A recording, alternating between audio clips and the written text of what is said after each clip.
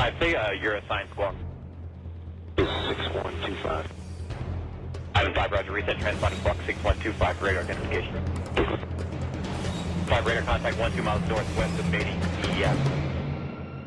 90 Ivan 5. Showtime bearing radio check. So Marcel with Ivan.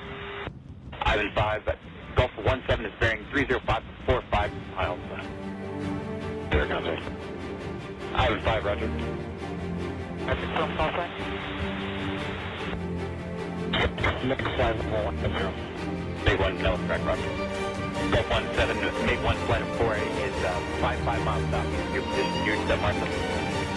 Ivan 5, clear to conduct aerial refueling along the 625 slow track, maintain bottom of 190. Until cleared higher by the tank, walk and stand by 3 miles from tanker. Meg, Wilco. 75 Wilco.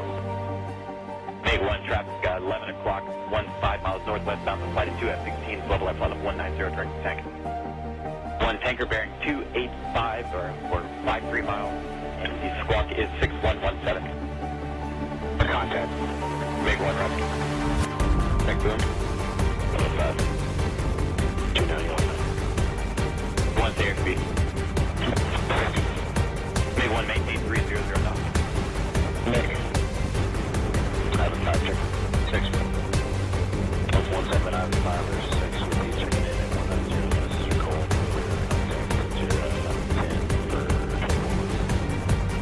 for 17 Charlie 3, you clear reach on level 2. Is fleet cleared. Stern and hold the flight circle. I should like you did big water perspective on my deck. Actually, I think there's a team of course. Recalling about 3 miles. Roger, that's your record. And we'll see what Gain level 190, still cleared higher by the tank, walk and stand by 3 miles from tanker. let's go. 19. Till Dallas. Squawk. 3 miles. And Meg 1, contact with Hey, push that. Yeah. Take 1 flight. Gulf 17.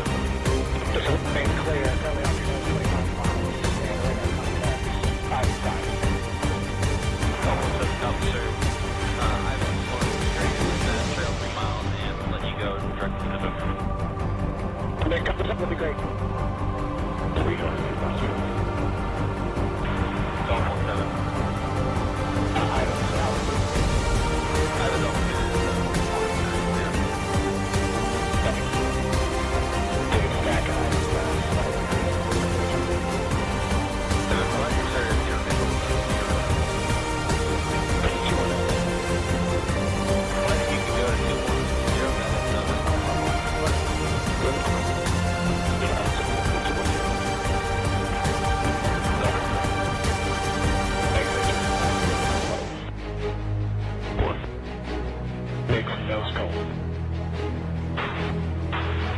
17 is 7. Got a portion checking in 190. Ivan 1, no, first road. Gulf 17, Ivan 1, flight of 4 F-16, squawk 6121, 500 miles southeast of the tank, you accept Martha. Factory. Gulf 17, Ivan 1, flight of 4 is 5 miles southeast of the tank right now, squawk 6121, you accept Martha. The correct bearing 310, squawk 6117. And Ivan 1B5, tank does have a big check for stuff. I watch out. Contact. Go ahead with Gulf. That is a good report. Break. Ivan, Gulf. Sure you are clear. Contact. Gavin is radar contact. Request a move. Ivan 1, roger. Clear to conduct air refueling along the 625 slow track, maintain level 190, still cleared higher by the tanker, walk stand by within 3 miles of the tanker. 190 to clear. Ivan 1, contact boom. 17 Ivan checking in. You know that you said 27 position. Let's go. Ivan, Gulf 17. As you know, Charlie, so you're clear 1 mile of the be aware we have 6 chicks to go. We have 2 on lean. Right and 3 on left. 9 o'clock. 3.2.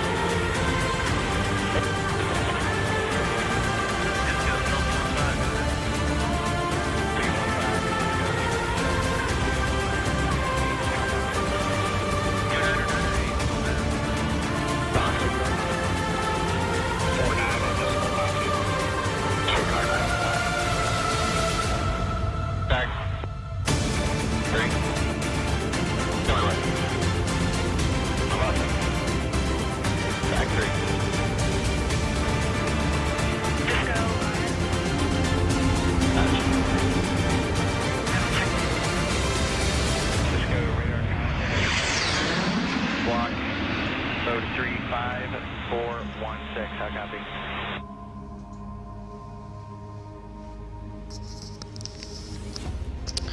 Hey guys, thought I'd do something different. Get this music down here. And actually probably don't need music at the moment. We might go ahead and roll the game. Not sure on the audio levels of it.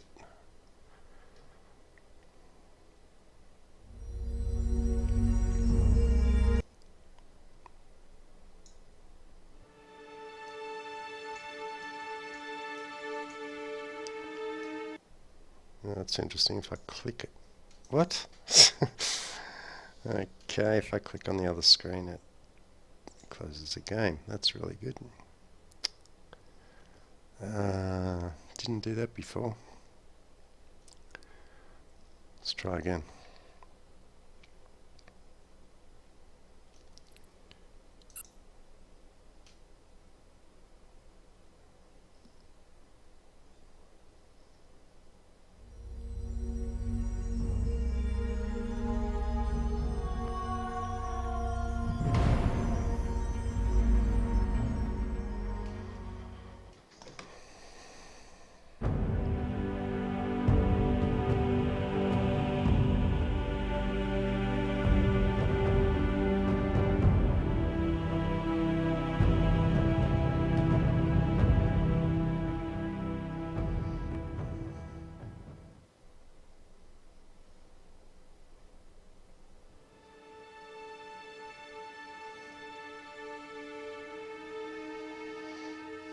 Okay, I might turn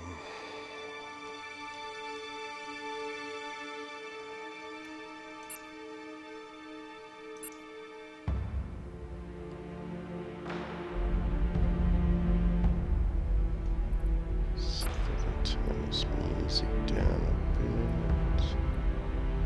Music. Yeah.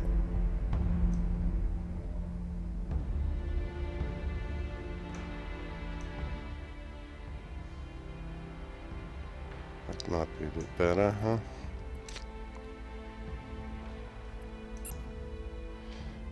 Okay, can I turn the game volume up? Yep. The Logic's Night. I think that music's probably still going to be a bit loud.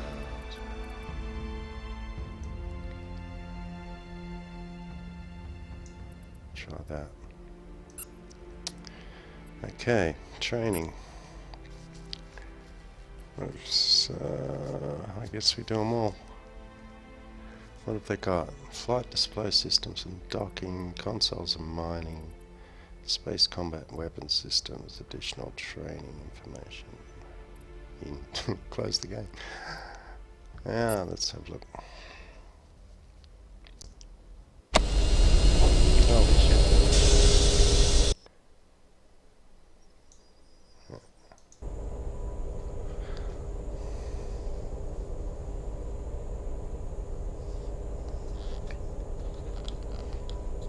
So I think they've turned the music off. Good to see you, the one Don Mega. Hey Don, how you doing? Haven't seen you for a while.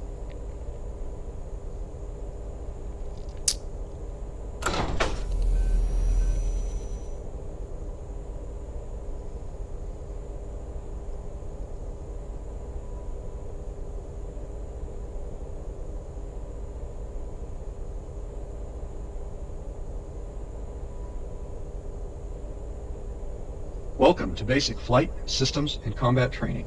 This series of training sessions will provide you with detailed instructions on how to control your spacecraft, manage ship systems, The one navigate, Don Mega said, build, I'm well, trade, Commander. mine, How are and use you? weapon systems. Yeah, I'm really You can good, skip most thanks. training stages by pressing Enter. You can also return to a previous training stage by pressing Alt-Enter.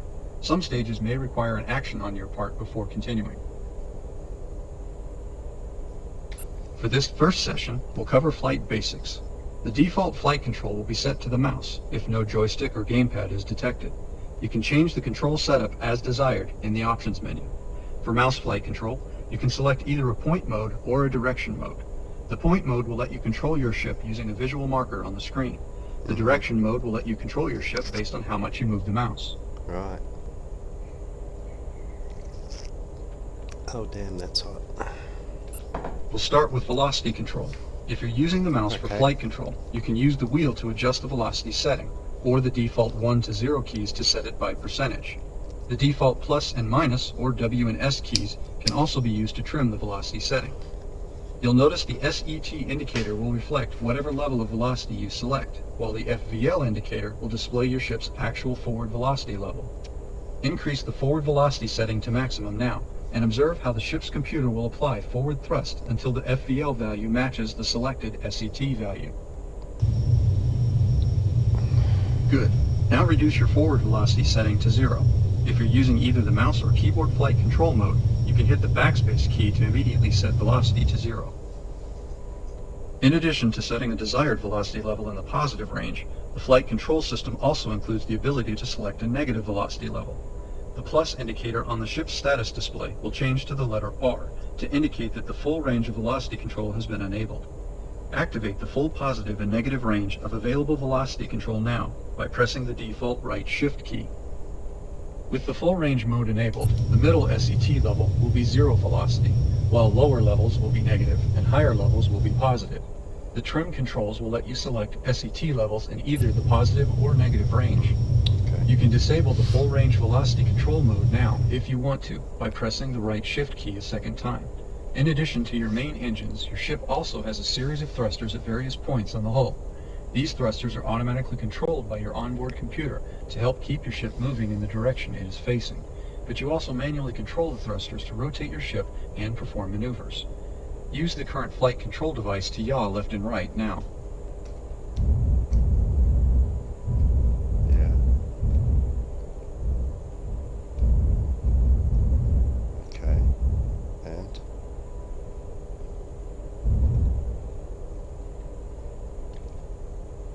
Okay, we've done that. Next. Next, pitch up and down. Oh, do. Good. The last rotation control is roll. For keyboard and mouse flight control modes, use the default Q and E keys for rolling left and right. Roll left and right now. Oh, I thought he said, okay.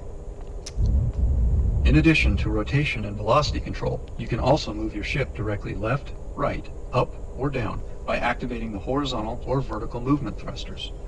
On and off control for these thrusters is available using the default A and D keys for left and right horizontal movement, while the Z and X keys are used for up and down vertical movement. You can also add variable horizontal and vertical thruster control if the flight control device you're using supports enough access channels. Try moving horizontally left and right now.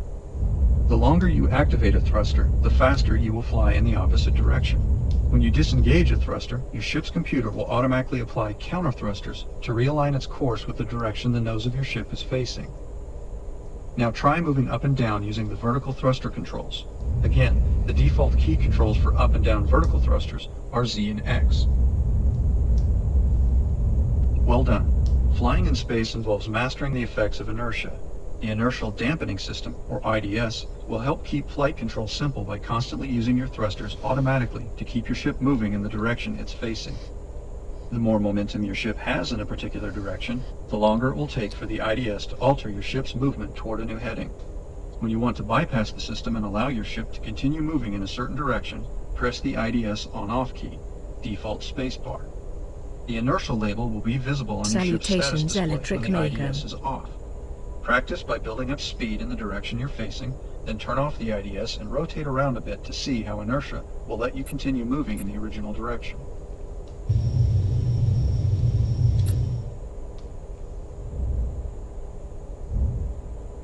Turn the IDS back on to resume automatic thruster control. The IDS also supports adjustable throttle scaling. There are 9 levels you can select, and the current level is displayed at the right of the IDS indicator on the lower left cockpit display. X1 is the default level and provides the lowest level of throttle input range that is good for situations that can require rapid course changes, such as combat and docking. X9 is the highest and provides the widest range of throttle input. but it can take much longer for your ship to adjust course at higher speed settings. Try increasing the IDS scale value now, using the default numpad 9 key. Then change the throttle SET velocity level to see how the scale level impacts the input range. Return the IDS scale value to 1 when you are finished, using the default numpad 7 key. It doesn't work, dude. What's happening, Makia 3i? It's not working. Doesn't work, dude. You're full of it.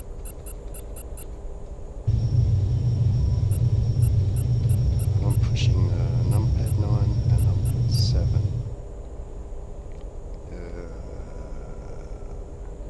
Numpad 9.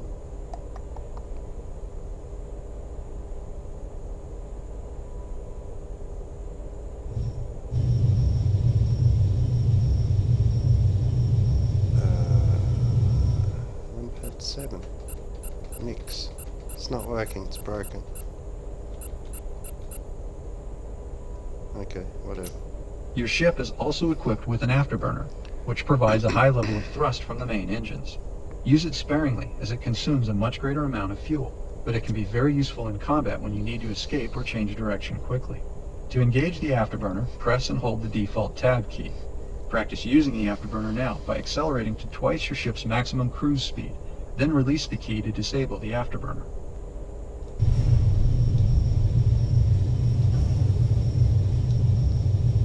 Okay. Continuous. Yeah, we've done that. Next. That completes the basic flight control training section. The next section will cover cockpit displays and HUD. Combat, environment, and status information is projected onto your helmet's visor as a heads-up display, and on the 3 cockpit displays.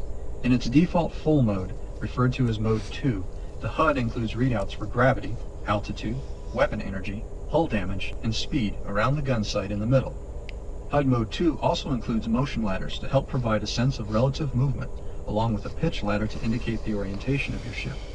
Weapon firing mode and IDS status indicators are also displayed above the gun sight.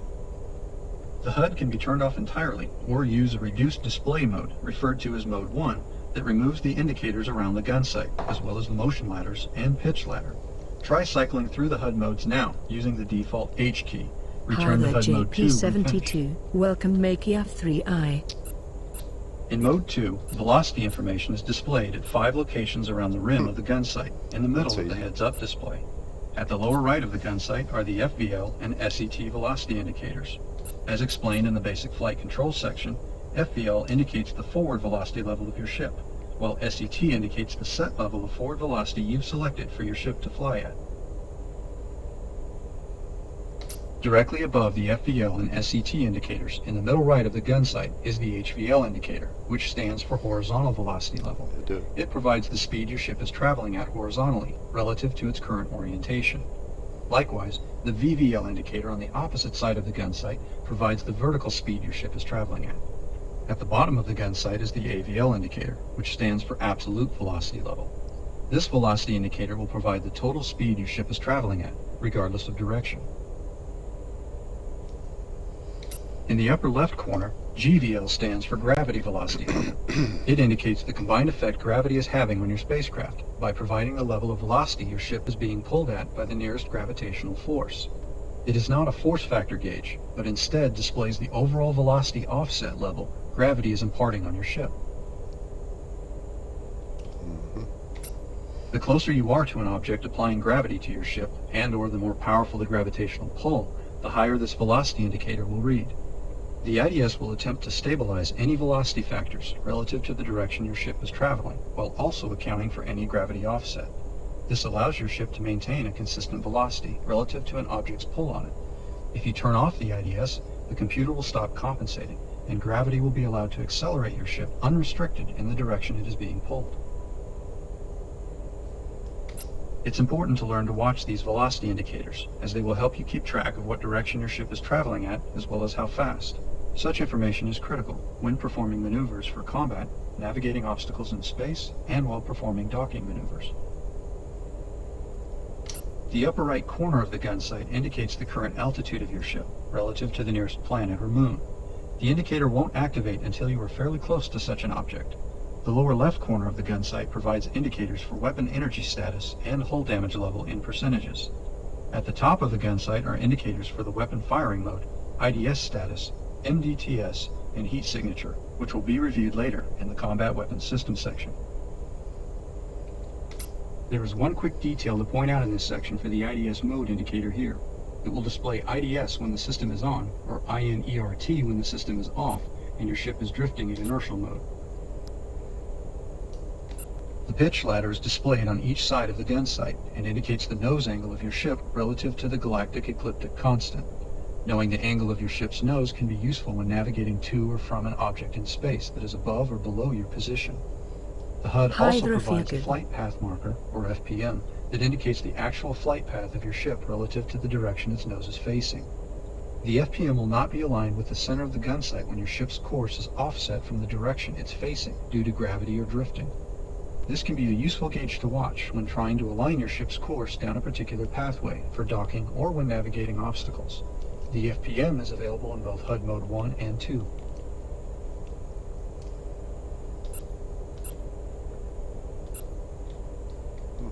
The top part of the HUD includes the compass, flight timer, control thruster indicators, and several menu options.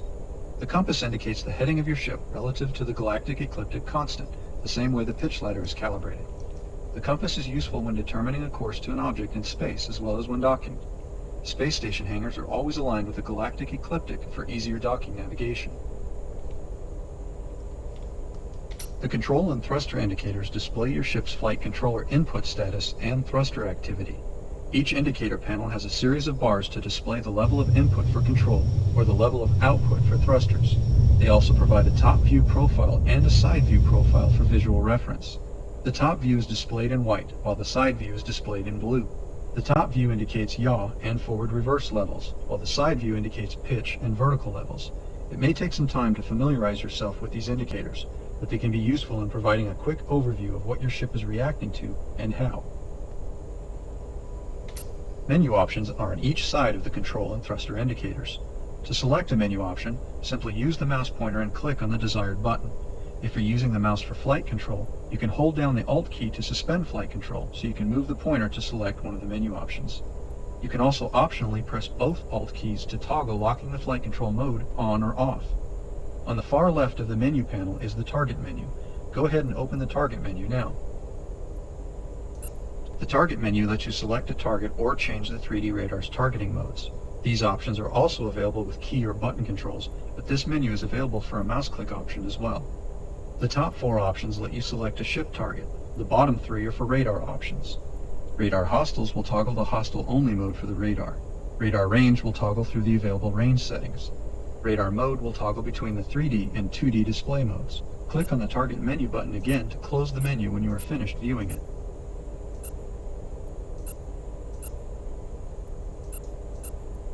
On the far right of the menu panel is the Fleet Options menu. Go ahead and open the Fleet Options menu now. The Fleet Options menu lets you send an order to other ships in your fleet. In single player, the order is given to computer-controlled ships that you have recruited to be part of your fleet. In multiplayer, the order is sent to players who are part of the same faction you are allied with. In single player, additional fleet selection and display options are also available. You can select a specific ship to issue an order to, or send an order to your entire fleet. You can also review the shield and damage status of each ship in your fleet, or review the order each ship is currently following. Click on the Fleet Options button again to close the menu when you are finished viewing it.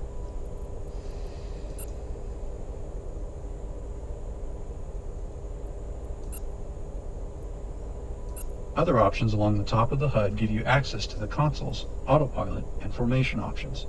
The formation option on the right side of the compass will keep your ship in close formation with any friendly or moderate ship you have targeted. The other options will be covered in later training sections specific to their topic categories. Next, we'll review the 3 main cockpit displays. The lower left cockpit display shows details on the status of your ship. On the top left are the 6 velocity gauges that are also available around the gun sight in HUD Mode 2.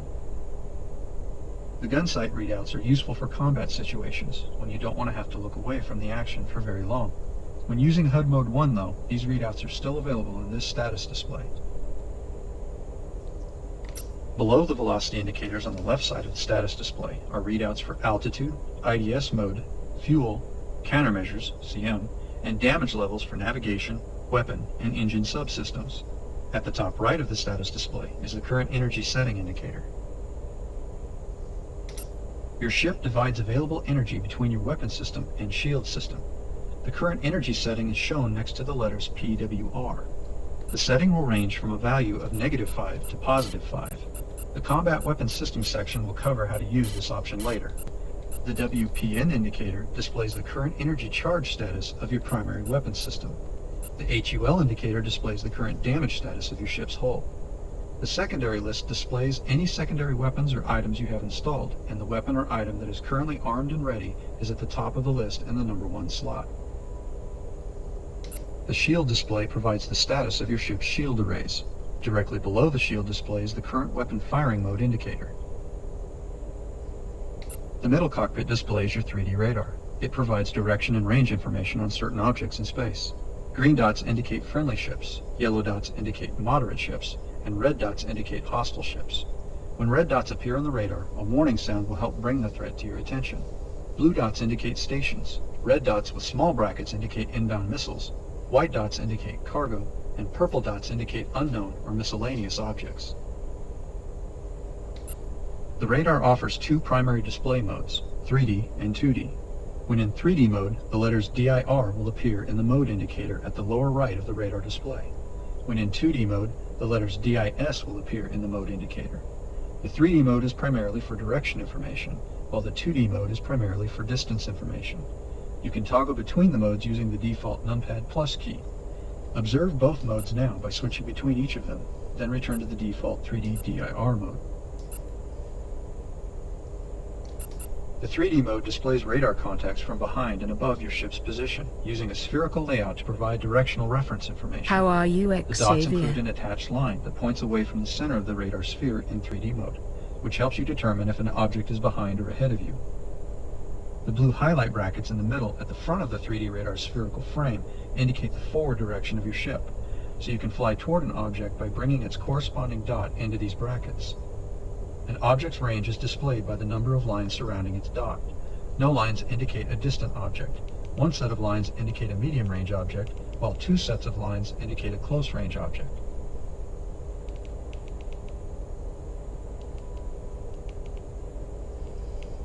The radar's 2D mode displays radar contacts from an overhead perspective. It's best used when your ship is flying relatively level and provides more specific range information on various objects in the area versus the 3D radar mode. You can filter out radar contacts by range in either mode for a less cluttered view in crowded space, or to prioritize close-range targets only. Ranges are available in 2K intervals, spanning 2K to 10K. Observe the various range modes now by toggling through each of them using the default numpad enter key, then return to the 10K range mode when you are finished. You can also limit the contacts displayed on the radar with the hostile mode. When enabled using the default numpad minus key, only hostile ships in range will be displayed on the radar. The total hostile contacts, THC, mode, and range indicators will change color to red when in hostile mode. The range to the current selected nav point is shown in the upper left corner of the radar display, above NAV.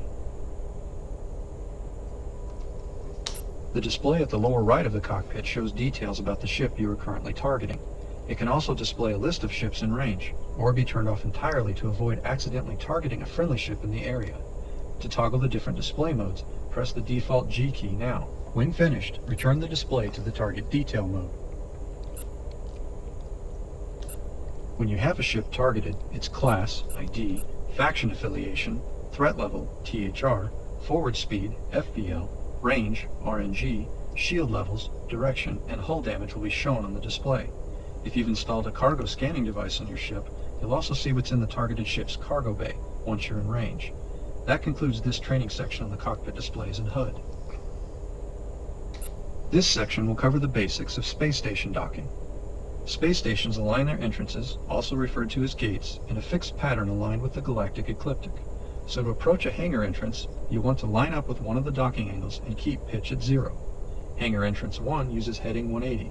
Entrance 2 uses 252. Entrance 3 uses 324. Entrance 4 uses 36, and Entrance 5 uses 108. Cyan-colored markers are displayed on the compass tape at the top of the HUD to help guide you on the available docking angles.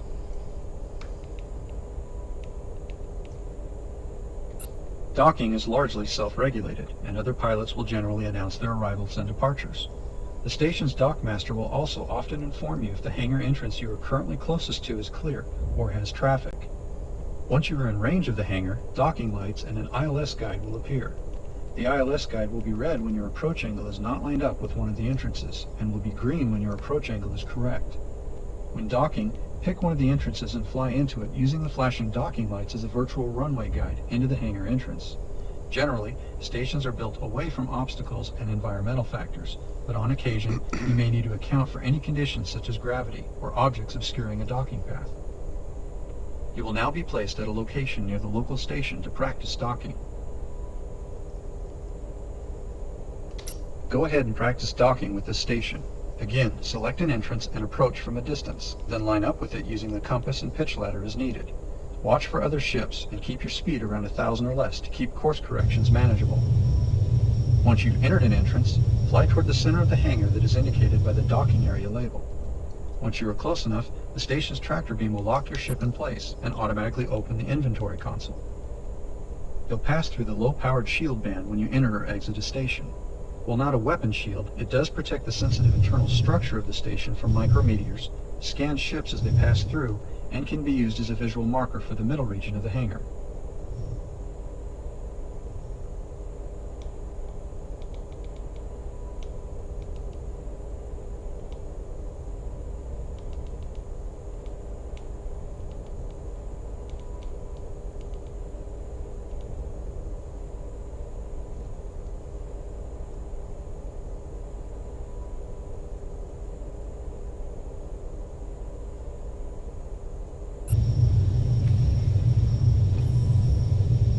Docking tractor beam engaged.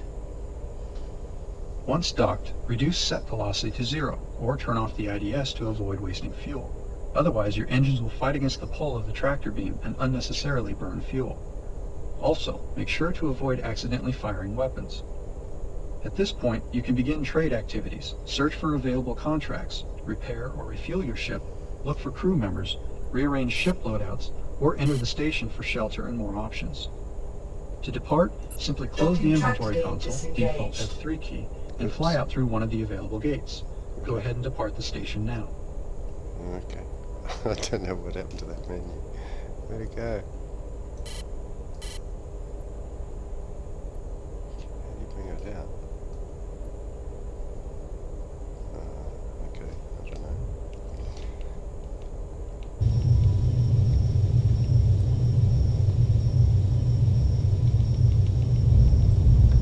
That concludes this training section on space station docking. The next training section will cover planet descents and city docking. This section will cover descending to the surface of a planet and docking with a city. First, here are some important points to remember. When approaching a planet, make sure to keep your speed at around 3,000 or less to avoid excessive friction that risks depleting your ship's shields and eventually damaging its hull. You can also boost energy to your shield system and augment energy to the forward shield array as needed to perform a high-speed descent. Atmospheric density increases as you descend, so if you need to make an emergency descent, you can fly at high speed while at high altitude and reduce your speed to safer levels as the atmosphere becomes thicker at lower altitudes. But generally, you want to keep your speed in a safer range on regular descents.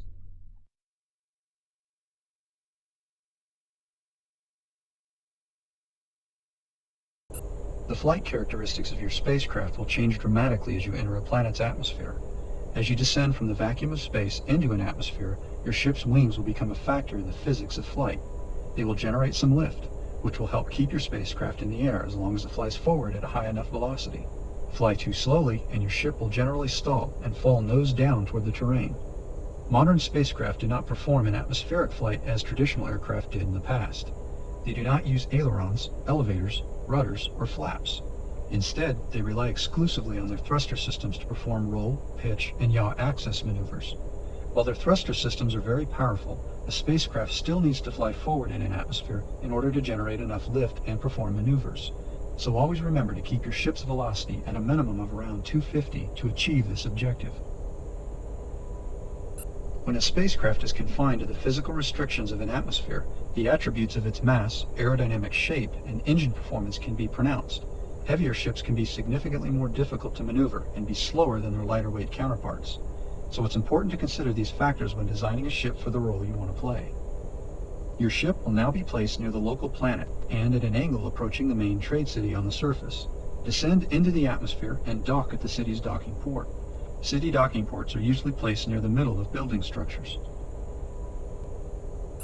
While descending, you may want to practice maneuvering your ship around through some turns at different speeds to get a feel for how its flight characteristics change as the atmosphere becomes thicker. When you're ready, approach the city and fly to the docking port. As with space station docking, an ILS marker will appear to help guide you to the nearest city. It will generally keep you at a higher altitude, well above terrain features, until you get close enough to the city for a direct descent approach. As you descend, you may notice that your ship's flight path marker begins to drift away from the direction its nose is facing. Even though your ship is pointed in one direction, the FPM indicates a slight amount of off-center drift. This is normal, and is due to the fact that the planet will begin to carry you along with its rotation, causing your ship to drift relative to the galactic constant. Your ship's computer will continue to calibrate velocity to the SET level you specify, regardless of the amount of drift being imparted to your ship by the planet's rotation. So when you set velocity to 2000, the computer will apply enough engine power to achieve that speed, relative to how your ship is now being carried along by gravity and the planet's rotation. This also means that your indicated AVL velocity will likely differ at various angles, since it is calibrated to the galactic constant as well. This way, you can quickly gauge what kind of effect such environmental factors are having on your ship's performance and position. As you approach the city, watch out for obstacles that may block your path to the docking port. Ships arriving or departing, terrain features, and even city buildings can all be factors you may have to contend with during a descent to a city. Descents that are close to direct drops from space can be the most efficient, if not scenic, routes to take. Once you've docked, make sure to set velocity to 0, or turn off the IDS to avoid wasting fuel.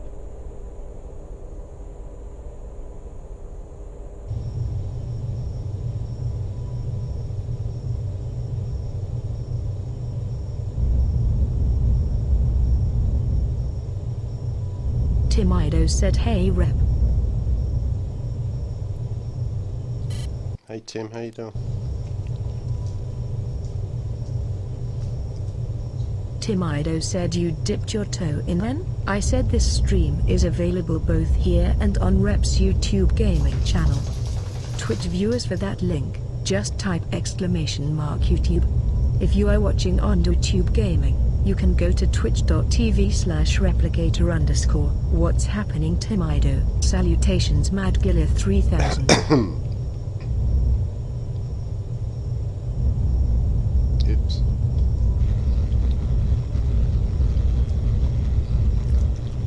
Stalled it. Yeah, I'm screwed.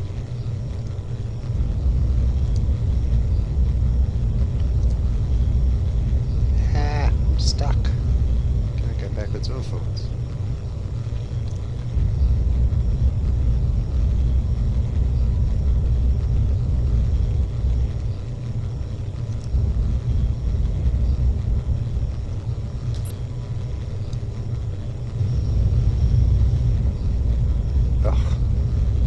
What's that all about? Okay. Set 3. Don't know whether I should have the inertia. I guess I should have inertia on. Whoops. Maybe not.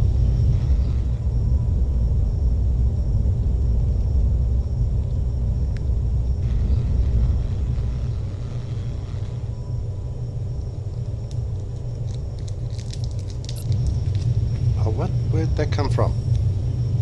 Docking tractor beam engaged. Oh, okay. Nicely done. City docking ports work much like space station hangars. Although they don't have storage hangars like space stations, they still offer engineering lab, weapon lab, and shipyard capabilities. Some trade benefits can also apply at cities. That concludes this training section on planet descents and city docking. The next training sections will cover the navigation, build, inventory, and trade consoles. Docking tractor beam disengaged. Hi there, Fjord Knight.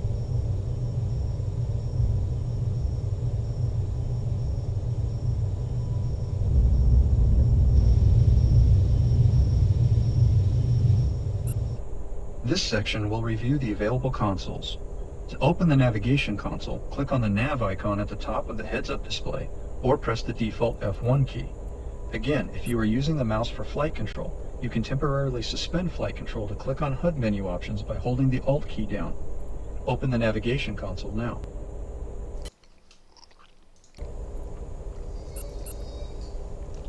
Okay. This console lets you manage open space navigation and jump drive travel with a versatile interface. In the middle of the console menu is the nav map itself. The map displays the sector you are currently in, along with local object details. Your current position is displayed on the map with a green arrow. The map system divides 3D space into cubes called sectors. A coordinate system Ian is used Heat. to pinpoint a location within each sector.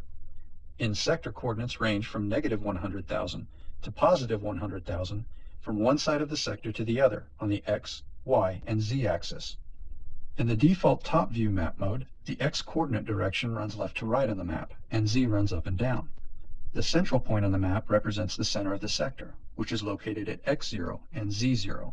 You can also optionally view the sector from behind. Click on the rear view button now to flip the map to view the current sector from behind.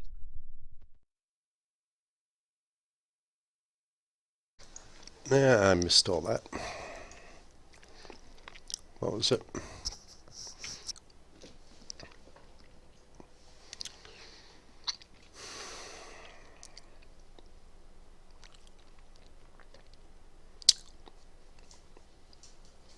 The center of the sector, which is located, yeah. Optionally view the sector from behind. Click on the rear view button. Rear view button. In this view mode, up and down on the map represents the Y coordinate direction, indicating the elevation of objects in range within the sector. Your ship's position is indicated by a green dot, so you can quickly gauge if an object is above or below your position by comparing its icon with the marker for your ship. Click on top view now to return the map to its default orientation. Top view is... The current navigation point is displayed on the nav map with the yellow X symbol. To select a new navigation point, simply left-click on the location you want. In top view, selecting a nav point on the map will set the X and Z coordinates, while in rear view, selecting a point on the map will set the X and Y coordinates. Practice using the navigation console by clicking on a point located near X40,000, Z40,000 in the current top view mode. X40,000. Nice to see you, Commander Striker. There is no X40,000. What are you talking about? I'll try this. Okay. Destination and position. And Z.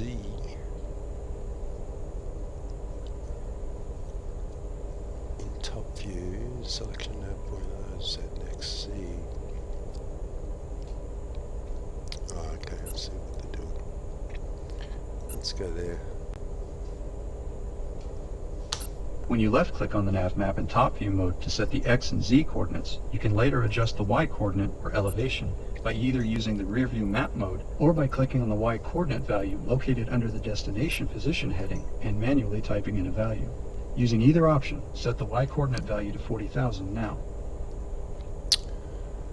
Y coordinate to 40,000.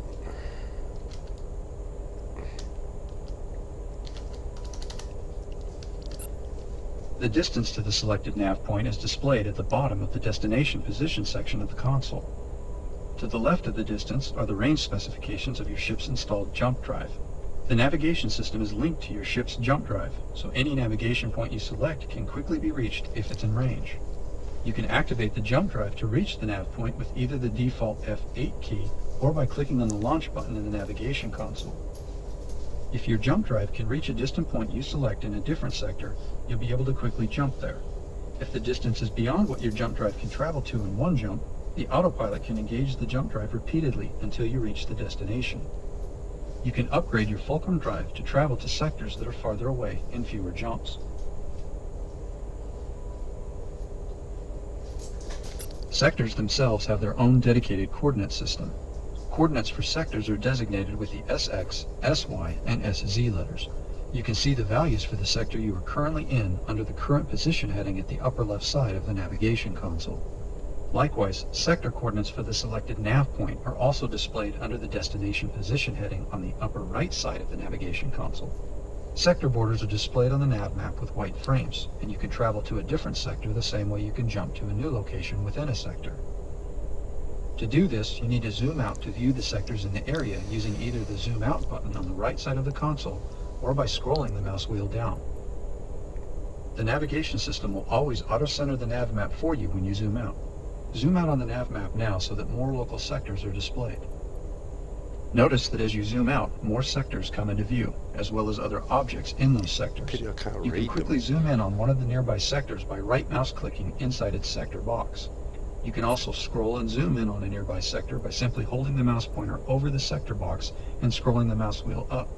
Try this now by zooming in on the sector that is up one and right one of the current sector you are in.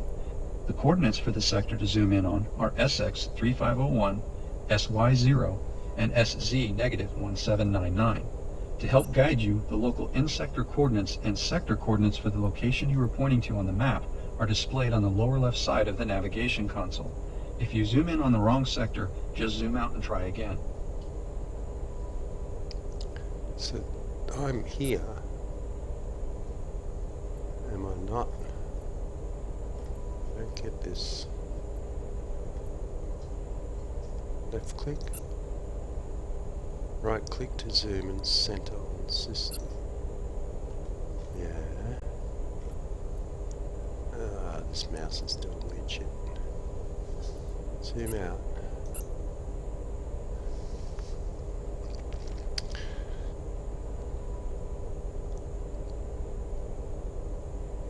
SX 3501.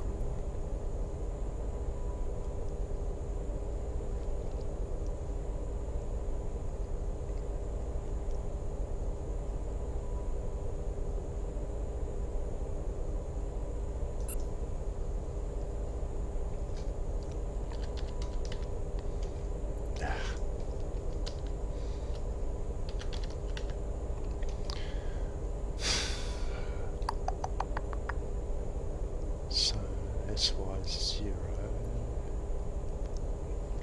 let's see, negative 17,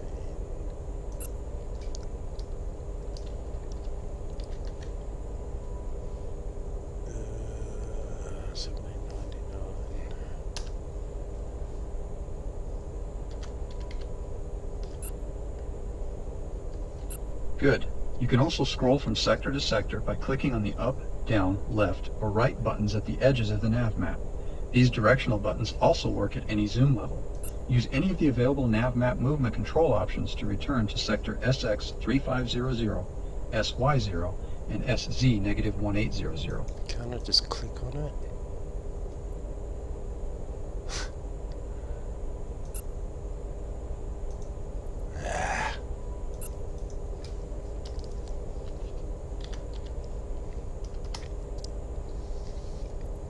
These buttons he's talking about.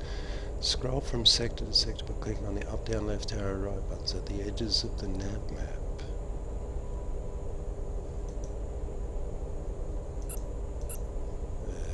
I don't think so. Are these ones? No. Ah, these ones. Okay, cool.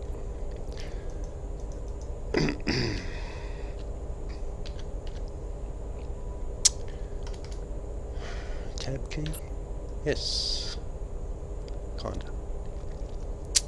Hello, Makey F3I. 0 and SC negative. I won't. Gotta type over it. Negative 1800. Okay.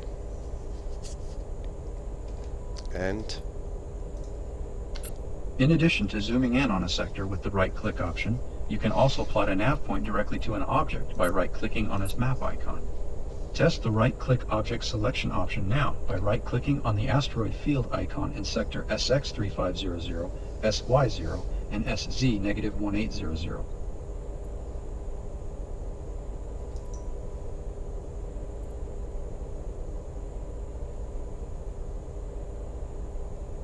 I'm not getting this.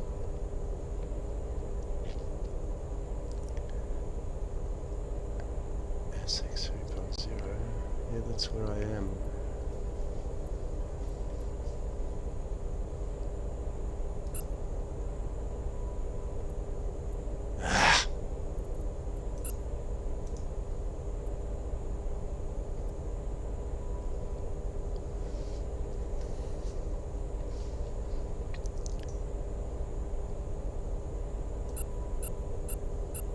No, I'm not getting Good. this at all. Be careful not to engage the jump drive immediately after plotting jump points directly to planets, Yeah. asteroids, or moons, as that can result in colliding with them.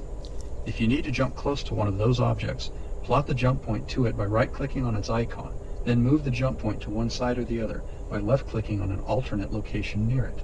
It will take some practice with jump drive navigation to safely arrive close to objects, so it's a good idea to invest the time to learn how to consistently plot close proximity jump points as you build your navigation skill set. Plotting safe and precise jump points quickly under pressure will become important as you travel to more dangerous regions of space. There are several different types of objects that the navigation sensor system displays icons and information for. Jump gates provide shortcuts to other regions of space and are displayed on the map with purple icons. Gate destinations are displayed at the bottom of the map when you hold the mouse pointer over their icons. Planet icons will include a name and economy type value, which lets you know what items may be in high demand or high supply for the area. It's important to use this information to help formulate optimal trade routes and get an idea of what to expect as you travel. Asteroids will appear as rock clusters, while station hangars will be gray in color.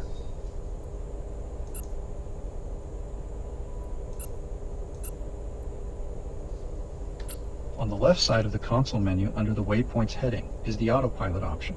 The Autopilot will fly your ship to the selected nav point. If the location is in sector, the Autopilot will fly at regular speed. If the location is in a different sector, it will automatically plot multiple jump points to reach the selected destination.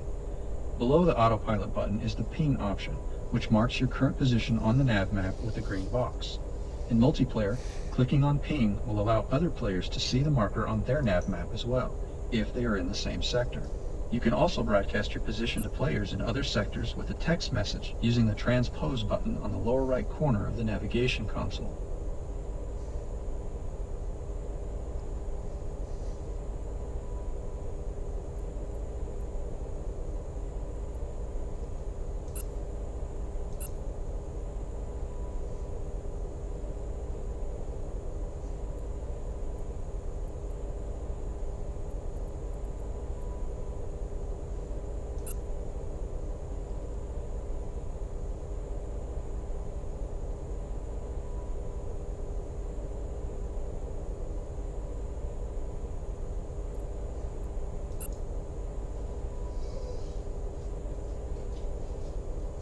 Okay.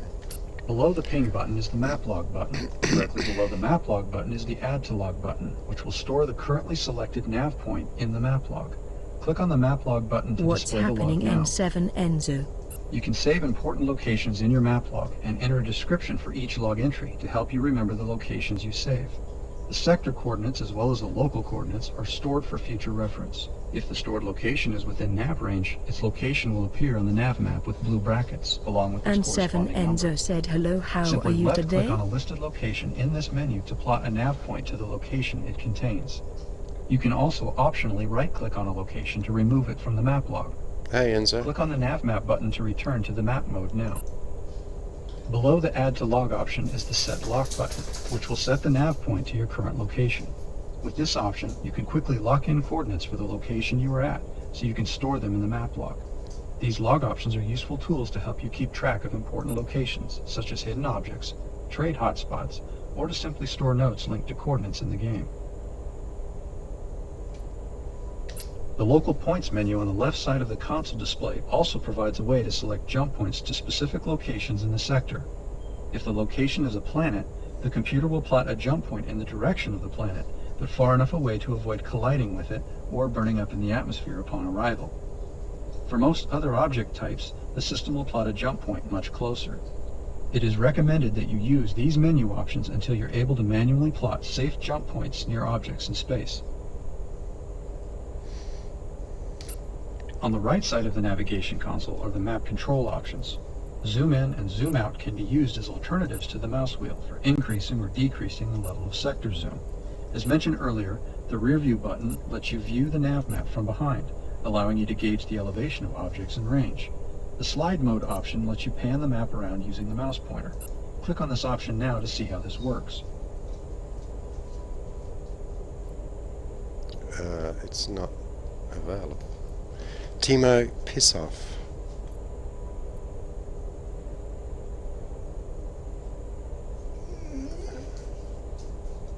Slide mode option lets you pan the map around. Well, yeah, but it's... Where is it? There it is. It's not.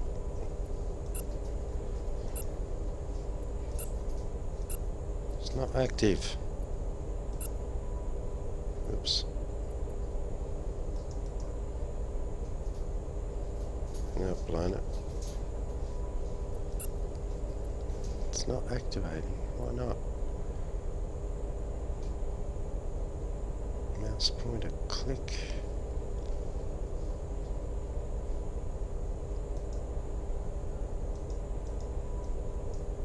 There. Where's the back button?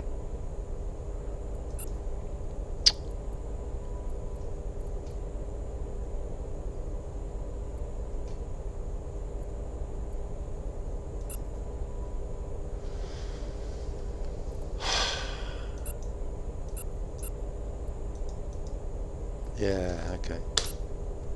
Click and hold the left mouse button on the map to move it around with the pointer.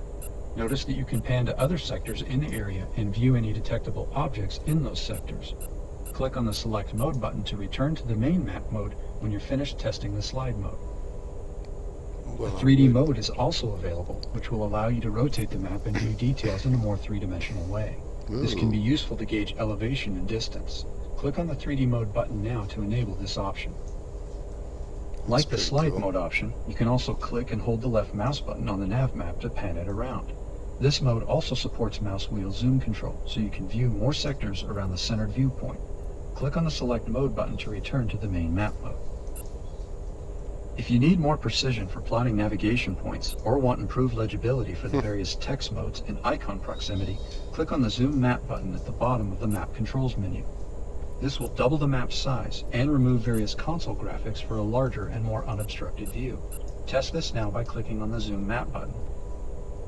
The mouse wheel and right-click sector zooming options work in this map mode as well. Click on the normal map button to return to the original zoom level. Below map controls are the map mode options. The Text On button will activate text details on the nav map for objects in the area.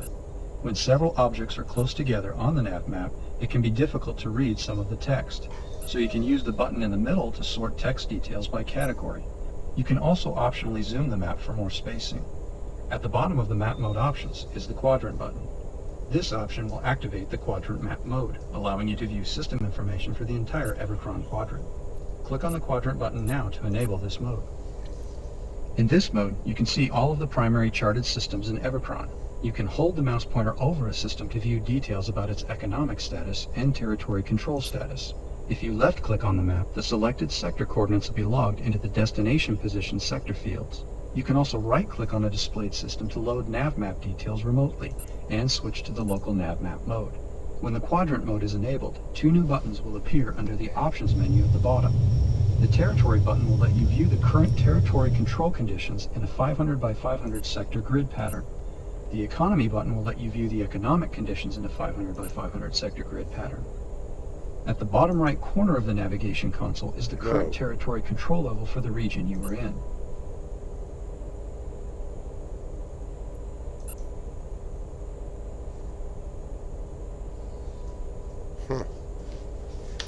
That concludes this section on the navigation console. This training section will cover the build console. To open the build console, click on the build icon at the top of the helmet's heads-up display, or press the default F2 key. Again, if you are using the mouse for flight control, you can temporarily suspend flight control to click on HUD menu options by holding the Alt key down. Open the build console now.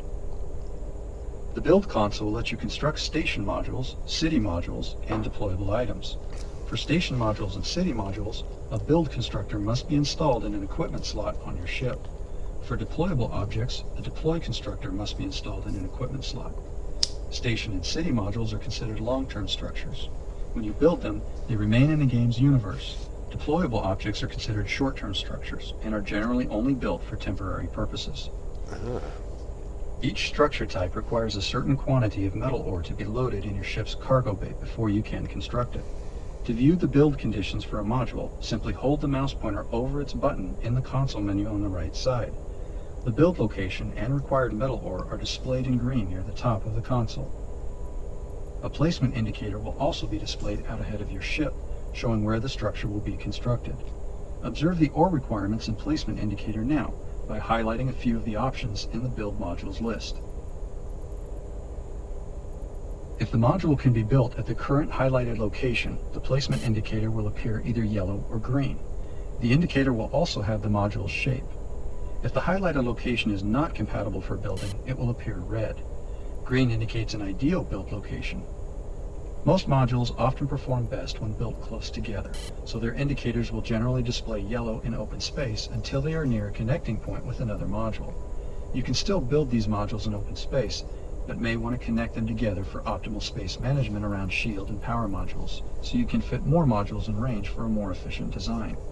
Space station power and command modules will generally display green, even if no other modules are nearby, since they don't have energy or functional dependencies with any other modules. If the build point is obstructed or unavailable due to incompatible environmental factors, the location indicator will display red and you won't be able to build there. If you are carrying sufficient metal ore to build the highlighted module, click on the structure's button to begin constructing it. The construction process will take several seconds and involves energy beams that pan back and forth to put the structure together on a molecular level using the metal ore from your cargo bay. Once the build process is finished, the structure will be activated and its lights will come on if a power module is close enough to supply it with energy. Likewise, if a shield module is close enough, the structure will also be protected by shield arrays. Power modules and shield modules generally need to be within 500 build units of measurement in order for them to operate with other nearby modules. 25 units of metal ore have been loaded into your ship's cargo bay. Oh, yes. Go ahead and build a power module ahead of your ship using this metal ore by clicking on the power supply button in the list of build modules. If an error occurs, correct the problem stated in the message log and try again. The module will gradually phase into a solid object as it is constructed. Shit. Since this is a power supply module, you'll also see its lights activate once the build process is complete.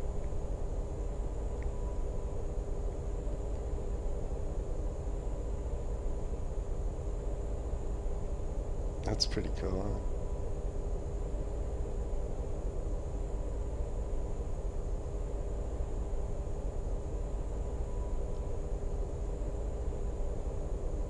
Bingo.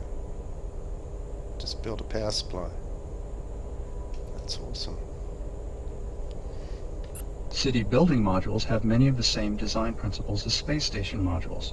They use very similar designs, but include added structural elements for construction on the surface of planet terrain. The modules function much the same way as they do in open space, but their build location system, proximity factors, and certain functional elements do have differences. First, the build location system is based on angles rather than open space coordinates. Angles are used to accommodate the curvature of planet surfaces. City structures you build will be installed onto the terrain surface and will rotate along with the planet. So a city you build won't remain stationary.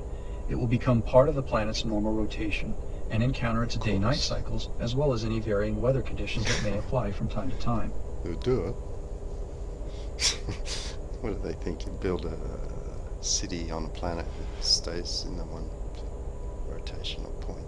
City buildings don't have the same kind of optimal build point dependencies as space station modules do. As long as you build them close enough, they'll be connected together for power and shield benefits. Cities do have the drawback of being restricted to a fairly limited 2D range of vertical placement relative to the planet, while space station modules can be built using diverse vertical positions. But cities also have the benefits of added protection from atmospheres and shifting location due to planet rotation, requiring any attacking force to slow their advance for low-speed descents and careful jump point placement, which gives any defensive force more potential time to respond and protect. So each type of structure can have unique attributes. The modules themselves also have some significant differences. Weapon modules are one example. While space station weapon modules use a 2-turret setup to protect in most directions, city weapon modules use an elevated tower with a single turret on top to protect around and above their locations. Command modules are also different. For space station command modules, the structure is very large and requires a high quantity of metal ore to build. It is also a more enclosed structure with 5 entrances around the center docking area. Only one of these can be built in each sector, so their build cap is more limited than for cities. City command modules are smaller and require less metal ore to construct. They are a more open, elevated platform design that can be approached from above using just about any angle. Players can build a few of these on each planet. However, they do not have the capacity for storage, so only shipyard, engineering lab, and weapon lab options are available in these modules. City command modules are also subject to the faction of the space station command module in the sector. Deployable modules are temporary structures designed to provide short-term options and benefits. A station hangar deployable module lets the players save their progress out in open space without requiring them to be docked at a full build module station hangar, that's cool. bypassing the fuel penalty associated with saving in open space. The hangar station will provide the resources needed to engage the ship's cryo function. A repair station lets a ship repair its hull and subsystem damage quickly, and without the need for a repair equipment device, repair beam, or to pay for repairs. A sensor station provides a remote way to scan a large region of sector space. This can be useful for locating other ships, containers, or certain other objects. They must be placed within plus or minus 50K of a sector's central location. All deployable modules must be built in open space. A fuel station can harvest particles from a nearby star or nebula cloud and convert them into fuel for your ship. A shield array can protect a small section of space from weapon fire, which can be helpful when threats are nearby and you're trying to retrieve or mine something. A mining probe can automatically mine material from asteroids and planets. They can allow you to complete other objectives while they work to mine. Once the mining probe reaches capacity, it delivers the material it retrieved into cargo containers near the deployed location where you can later pick them up. Deploy modules can be destroyed by flying close to them and clicking on the scuttle option that appears in the HUD. Build modules can only be destroyed by weapon fire. Wait, what? Deployed modules can be destroyed by flying close and clicking. Shit. In addition to the line of sight indicator, the build console also offers an overhead view option that displays the local build area from above. Click on the overhead view button now to engage this mode. With the overhead view active, the local build area is displayed from above and includes a grid to indicate selectable placement options. In space, the offsets applied to the grid will account for X, Y, and Z coordinates, so you'll be able to quickly gauge the available spacing and placement pattern for any given area. On planet terrain, the system will switch to angles and the grid will align itself with the surface to provide a basic elevation and spacing indicator. To select a build point in this mode, left mouse click on a location within the grid. Go ahead and do this now. Now that a build point has been locked in, you can highlight the various module options on the right to gauge size and spacing. If the indicator is green, you can go ahead and build at the selected location. If not, you'll need to unlock the build point to move it to another location. To unlock a build point, simply right-click anywhere on the grid. Go ahead and do this now. I haven't got any metal. Good. Remember that you can switch back to the default line of sight view mode by clicking on the cockpit view button. Go ahead and do this now. That concludes this training section on the... This training section will cover the inventory console. To open the inventory console, click on the inventory icon at the top of the heads-up display, or press the default F3 key. Again, if you are using the mouse for flight control, you can temporarily suspend flight control to click on HUD menu options by holding the Alt key down. Open the inventory console now. The inventory console lets you manage the items on your ship, repair and refill your ship, manage crew, view system and event information, buy and sell Hello items, the native and review 77. available contracts. Welcome Sirepta. The docked options menu in the upper left corner of the console provides the option to enter the station for shelter and to free up space in the docking hangar for other ships.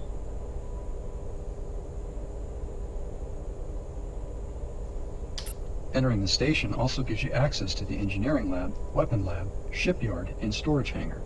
To return to space, simply click on the launch ship button that will appear where the enter station button is now. If your ship has sustained any damage, the total repair cost will appear here. If you have enough credits, you can click on this button to pay the fee and repair your ship. This button opens another menu that lets you refuel your ship. Go ahead and click on it now. The refueling menu will open, giving you several options. You can enter a specific amount of fuel or select a fixed quantity. The cost for each unit of fuel is How are you, displayed for each Thornsey? option. You can also click on the Fill Fuel Tank button if you want to simply fill your ship's fuel tank to its maximum capacity. Click on the Close Fuel Entry button now to close the menu. The license option will let you pay the fee indicated for a small discount on a station's inventory. Choose this Thornsey option said carefully, 07. as it can impact trade efficiency and profit. Hey, You'll also likely want to avoid buying a license at a station that is in a disputed region where it is at greater risk of being destroyed. Click on the Crew Management button now. This menu lets you manage crew members, which can enhance the capabilities of your ship and provide information. Crew members can only be hired for civilian ships, and you will be required to pay them a repeating wage. You are in control of their pay, but if you pay them too little, you will lose their loyalty and they may leave the ship next time you dock. Click on the Close Crew Management Console button now to return to the main inventory console. He's not paying me enough. I'm out of here. Click on the News Information button now. At the top of the console are details on the local structures in the sector. Specific module type data is displayed to the right. The current economy rating and its faction control is displayed next, followed by local territory control information. Your current affiliation is displayed next, followed by local market commodity price details. Percentages are displayed after each commodity price to indicate where the current price is at relative to its regular price.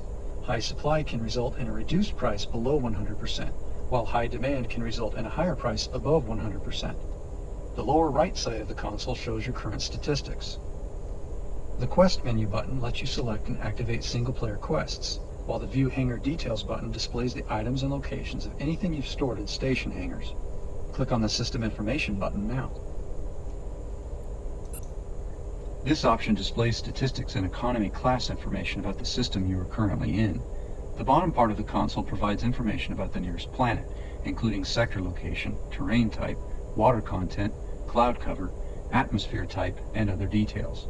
This can be useful information if you are approaching a planet you haven't visited before.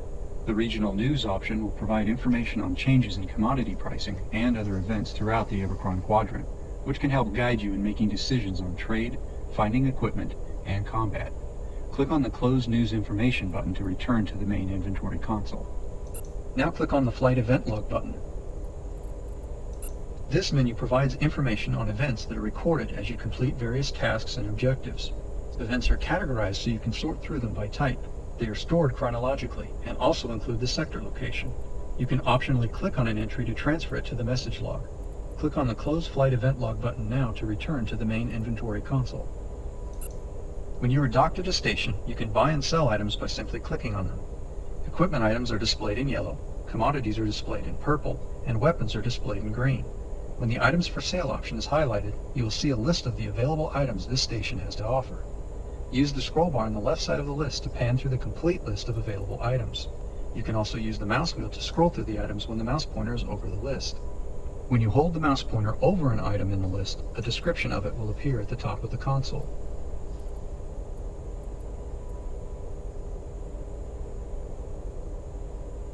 Jonesy said hello there, Rep. Hey Jonesy, what's new, dude? Items that are installed or loaded onto your ship are displayed on the right side of the console.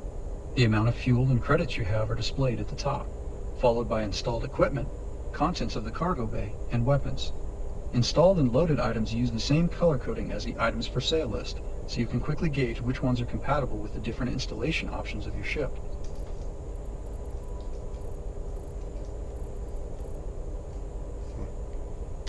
To buy an item, simply click on the one you want from the Items for Sale section. If your ship can store or load the item you want, it will be loaded, and the cost deducted from your account. Each item will be Salutations, automatically routed to Jonesy. the default compatible installation option. Commodities will be loaded into your ship's cargo bay, while equipment and weapons will be installed onto compatible hardpoints. Go ahead and buy the first commodity item for sale, the electronics, by left-clicking on it from the Items for Sale list.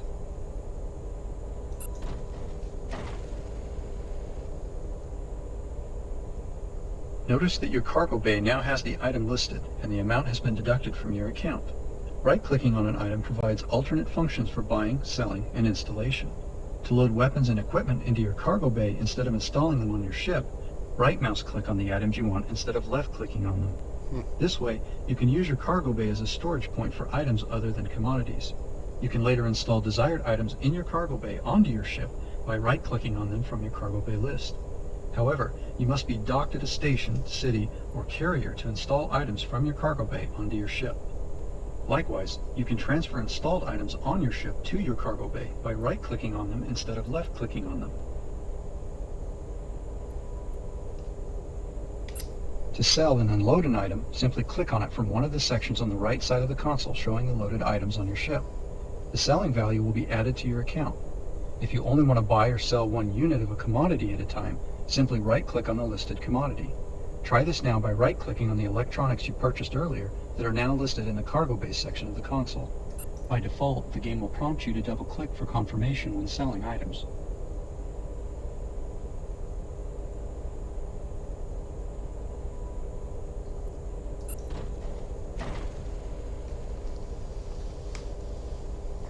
Notice that only one unit of the commodity was sold, allowing you to keep the rest. To consolidate commodity cargo, use the Alt key with either the left or right mouse button. Alt left-click to combine matching commodities up to the limit of 25 per cargo bay. Alt right-click to transfer one unit at a time. Both the equipment list and cargo bay list provide scroll bars in case you have more installed items than the 5 displayed slots can indicate. The cargo bay list also has a jettison button on the right side, which lets you quickly empty your cargo bay. You can also optionally discard cargo in individual bays by double-clicking on an item while in open space. Click on Available Contracts now to continue with the next training stage. This menu displays the contracts available to you. The objectives and pay are generally unique to your reputation and conditions in the area. You can scroll through the available contracts by clicking on the Previous and Next buttons, or click on the Accept button to take a contract. At times, emergency distress calls might be available and will often pay more, but will be time limited. In disputed territory, combat contracts can be offered that require you to engage and destroy hostile forces. There are also contracts for things like mining, escorting, item delivery, item recovery, deployment, solar cell cleaning, ship rescue, scanning, and racing. Once you accept a contract, the required waypoint will be displayed on the nav map, HUD, and 3D radar. The navigation system will also set a nav point to the waypoint automatically.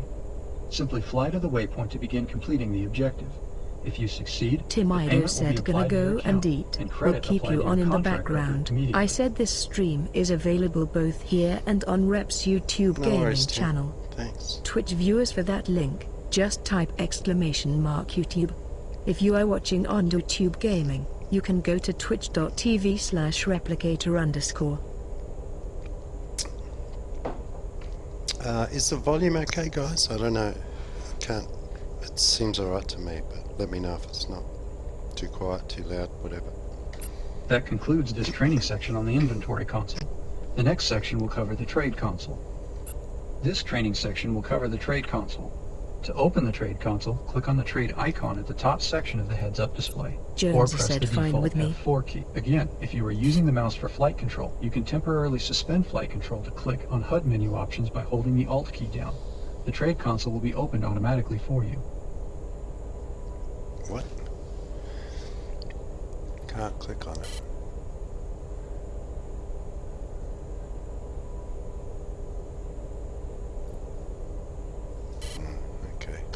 This console lets you arrange item and credit trades with other ships.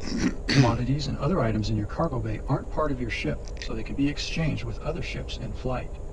If the other pilot wants to sell something or offer credits to you, their offer will appear on the right side of the console screen in-game under money items being changing. offered.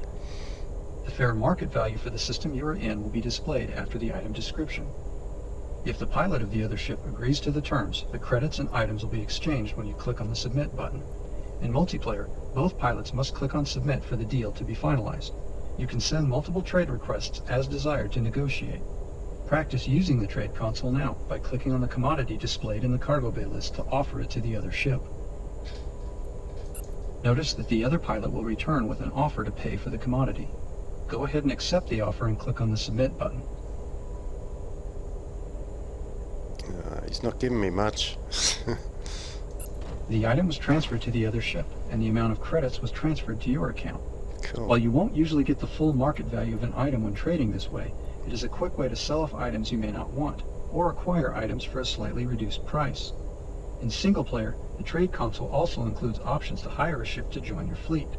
Hiring a ship to join your fleet can be useful in combat situations, when you may need additional reinforcements, or for escort protection when transporting items in hostile space. Oh, cool. Wow. The Request Information option can provide you with helpful tips from other pilots in the area. They may give you suggestions, warnings, or just send you comments. On occasion, they may also be willing to provide you with secrets they've discovered, build tips for the engineering lab, or contraband for a price. If they demand a fee for information, you'll be given the option to pay it or not. In multiplayer, the trade console offers additional options. Pilots can exchange small 30-unit fuel pods, as well as challenge each other in races. Welcome Ent7 A turret Enzo. gunner option is also available, allowing the connecting player to control a 360-degree gun turret on There you another go, player's multiplayer. spacecraft. A player can also hire another player to complete an objective for them. That concludes this training section on the trade. This training section will cover mining asteroids. The first equipment item you'll need to have installed on your ship is a mining tractor beam. The mining beam will let you retrieve particles from asteroids, planets, moons, nebula clouds, and stars, as well as being able to tractor other items to your cargo bay and perform cleaning operations. The focus of this training section will be on mining asteroids, but the mining tractor beam is a multi-purpose tool that can be used in a variety of applications. Your ship is now near an asteroid cluster containing valuable material you can recover to sell, build with, or design weapons and equipment. For this training section, a target scanner has been added to your ship's equipment list. The target scanner can be used to detect the contents of an asteroid, which can help narrow down the search for a particular material you may be looking for. To get started, fly close to one of the nearby asteroids and target it using the default numpad 1 key for targeting the nearest asteroid, or the default numpad 3 key for targeting an asteroid in the gun sight.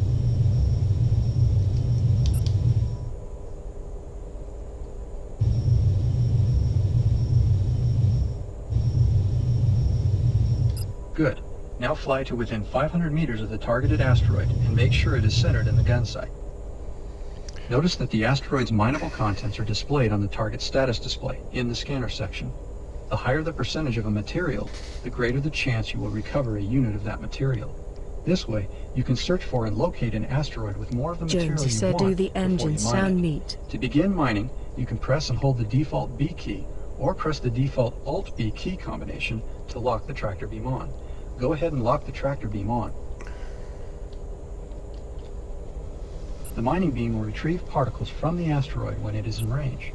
You will see sparks and smoke near the mining contact point when the beam is actively cutting into the rock. If you do not see these effects, then you aren't close enough to the asteroid to mine it. As particles are retrieved, they are combined together into individual units.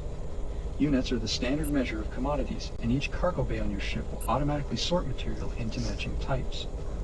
Each unit of a material is a specific shape and size, and they are only compatible with each other within each individual cargo bay.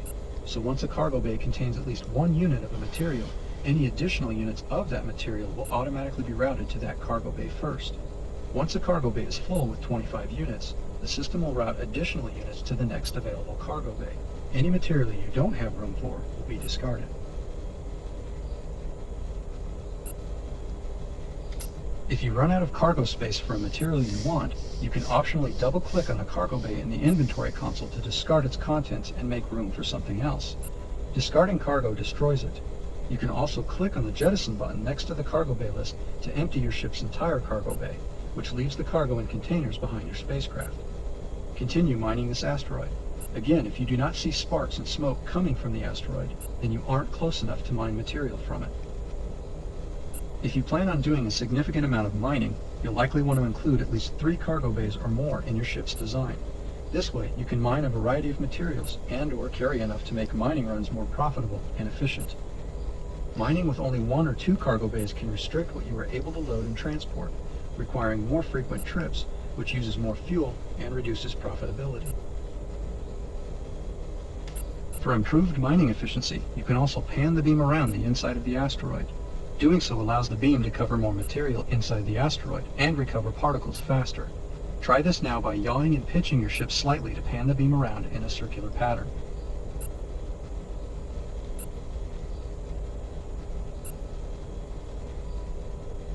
Good. Notice that the rate of particle recovery increases substantially when mining this way.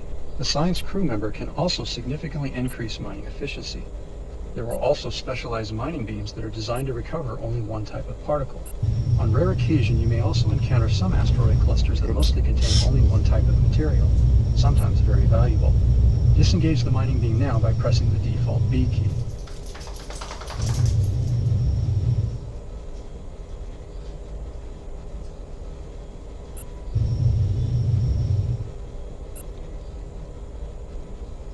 It's too sensitive.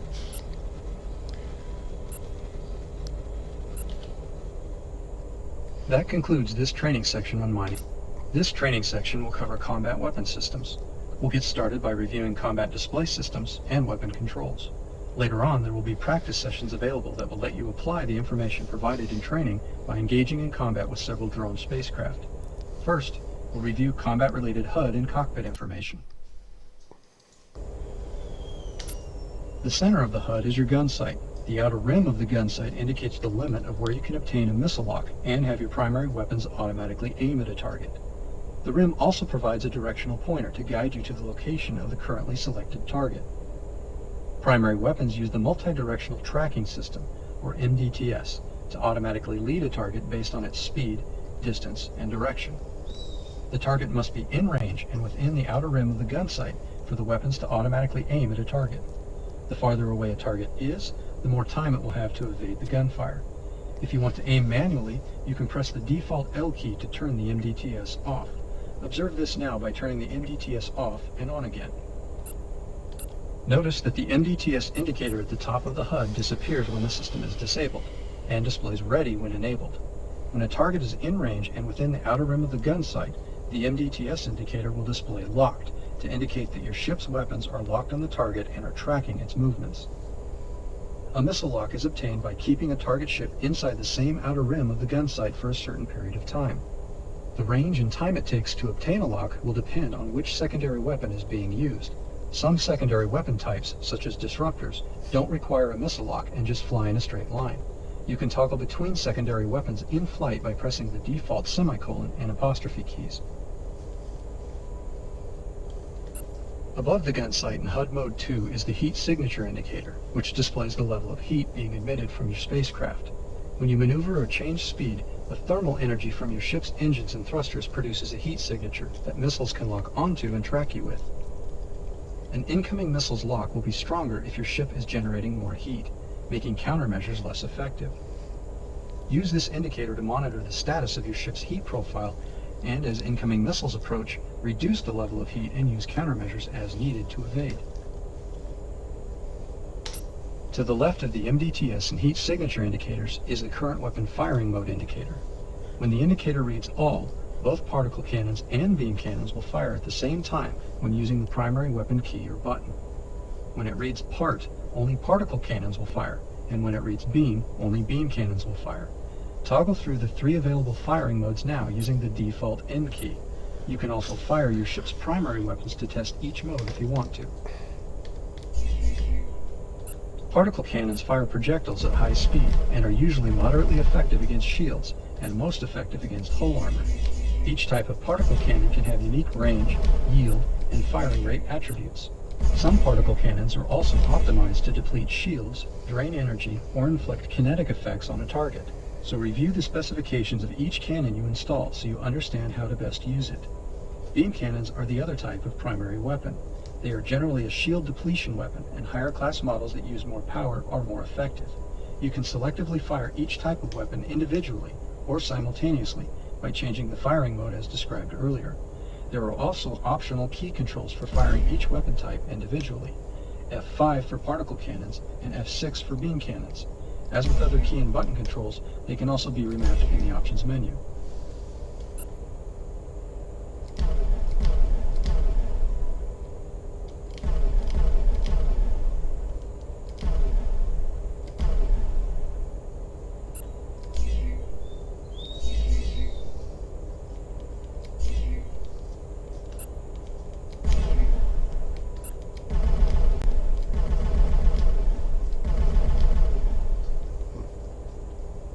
The WPN readout on your ship's status display indicates the weapon system power level.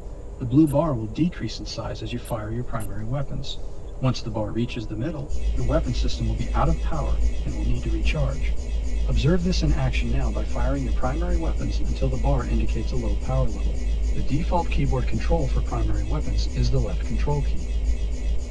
Good. Notice that a red energy light flashes on your HUD to bring the low power level to your attention. Below the weapon power level readout, the green bar next to the letters HUL indicates the status of your ship's hull. It will decrease in size as your ship sustains hull damage.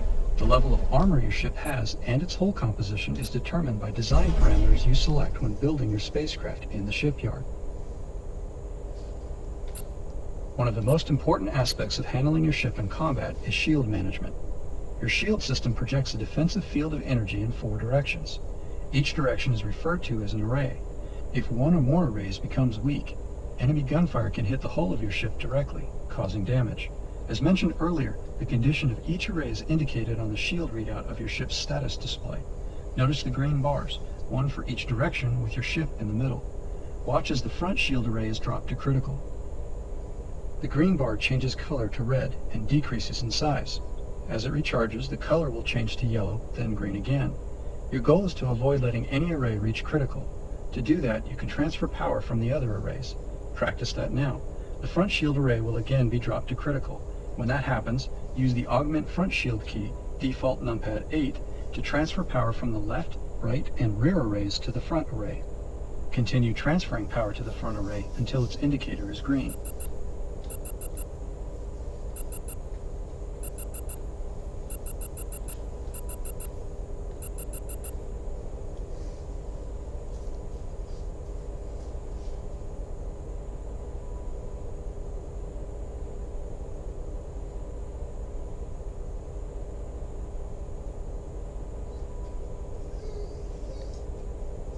How long does it take? Oh, okay. A few seconds. Good. In addition to transferring power to a specific array, you can also balance power between all 4 using the default numpad 5 key. Anytime you transfer power between the arrays, you'll lose a little energy in the process, but the added protection for a critical array is often worth it. Also remember that you can improve the recharge rate of all shield arrays by transferring power to your shield system. We'll cover energy management next. First, if your ship is moving at all, set your speed to 0 and remain stationary for these next few stages. You can adjust the balance of energy between your ship's weapon and shield systems by using the default left bracket and right bracket keys. Increasing power to a system will improve its recharge rate and effectiveness, providing more resistance for shields or more shots for primary weapons. The current energy setting is shown next to the letters PWR. The setting will range from a value of -5 to +5. Managing power between these systems will become very important as you start upgrading your weapons and shield systems. Practice changing the energy setting value between the 2 limits using the default left bracket and right bracket keys.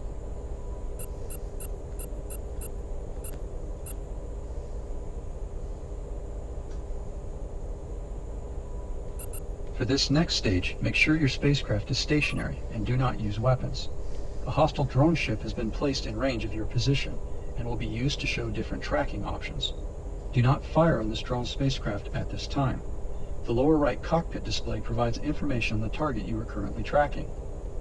If you have a target scanner installed and the targeted spacecraft is within the device's range, you can view certain design specifications about the ship. You can also retrieve the damage status of the ship's subsystems by pressing the default U key to toggle through the available options. The ship's ID, faction affiliation, range, and threat level are also displayed. The orientation indicator on the right side of the display will change color as the target sustains damage. Gray is minimal damage, yellow is moderate damage, and red is critical damage. Below the orientation display is the target's hull damage indicator. The HUD will display a circular indicator directly on top of the target spacecraft when it is in your view. The indicator will be color-coded to match the threat level of the target, and provides the spacecraft's range, hull damage, shield, and velocity status. When the target is in weapon range, a lead indicator will also appear and point in the direction the ship is traveling, relative to your course and direction. You can either aim manually at the lead indicator with the MDTS off, or let the computer aim at the lead indicator with the MDTS on. To target a ship, simply use the mouse pointer to click on it when it's in your visual range. You can toggle between ships in the area with the default T key, or use the default R key to target the closest ship. Alt-T will toggle between hostile ships in the area, while Alt-R will Toaster said, target well, the this nearest looks hostile properly ship. You confusing. can also target a Yeah, ship it in is the pretty gut site deep, with the isn't it? default Y key. Another drone will be placed in the area. Practice targeting each of the nearby hostile ships using any of the available options.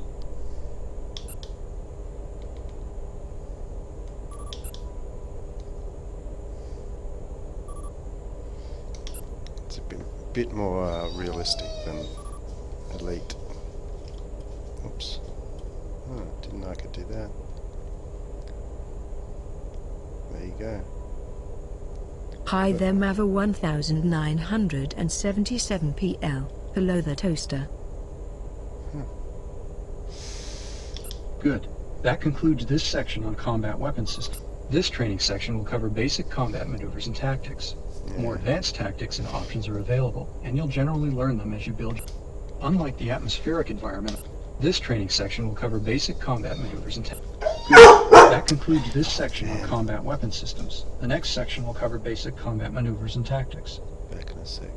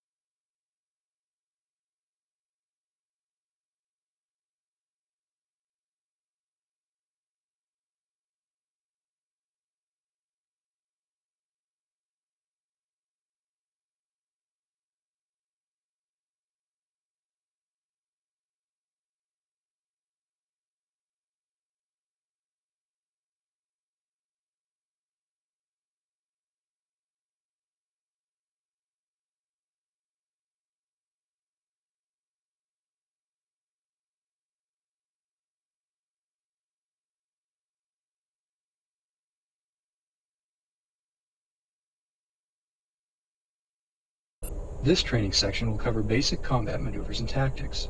More advanced tactics and options are available, and you'll generally learn them as you build your skill set within the game. But this training section will provide you with the basics you need to know to get started handling your ship in combat within the zero-gravity vacuum environment of space.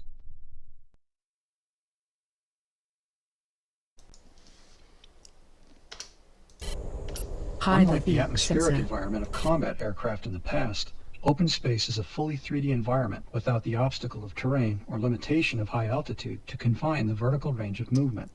So as a space combat pilot, you are free to utilize the full range of directions and diverse range of velocities.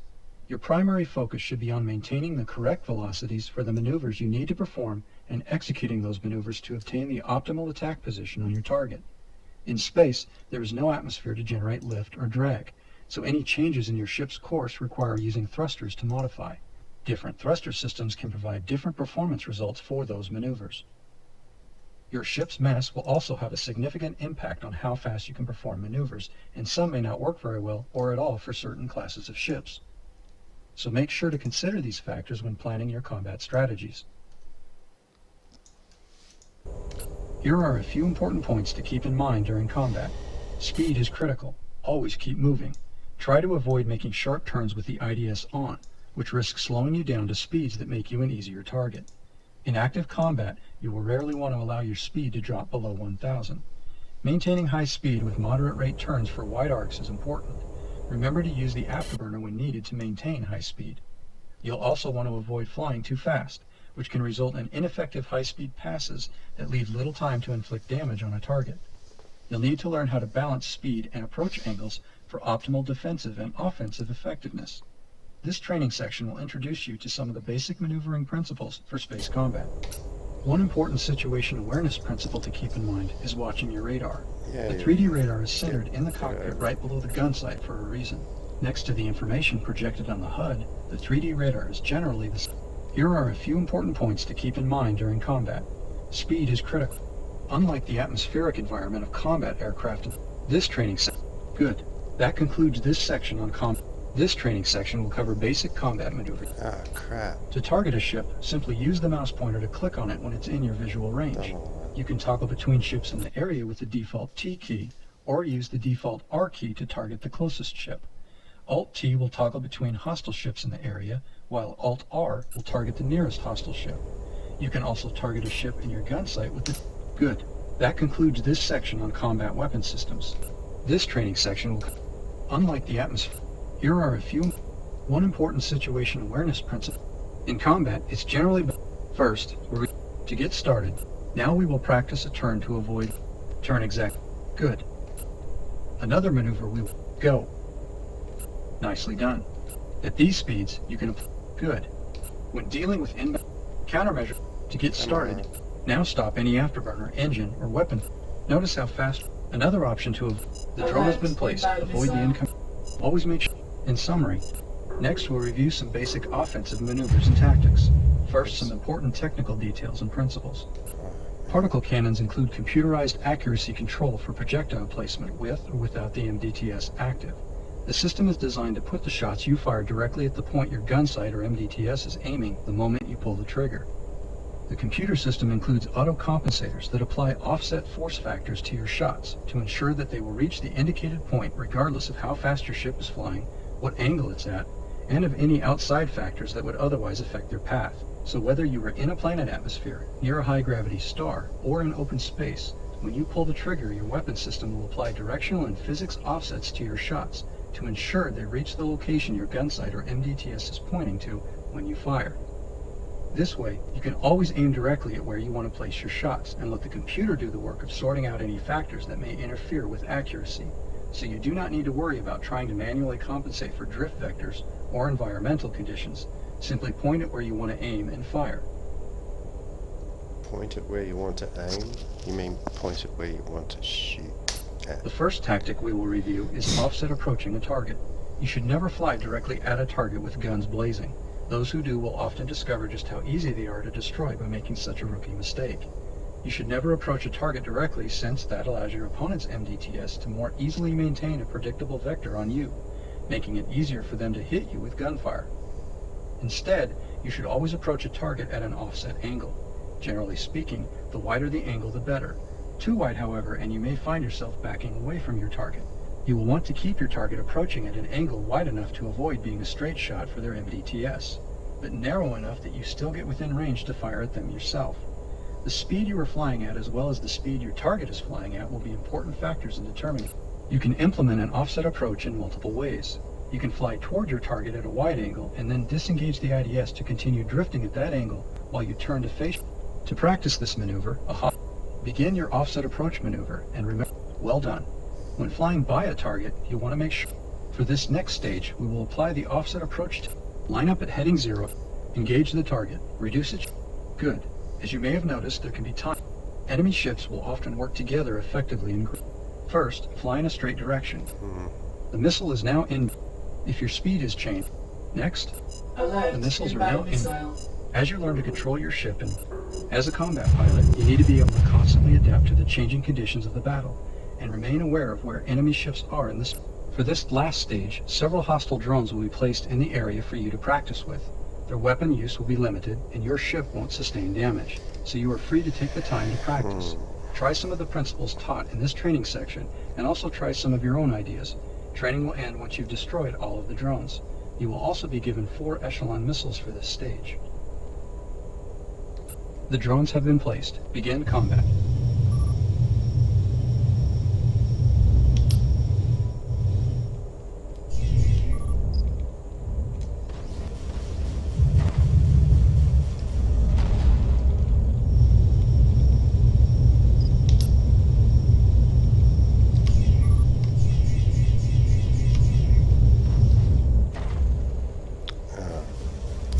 Didn't lock him.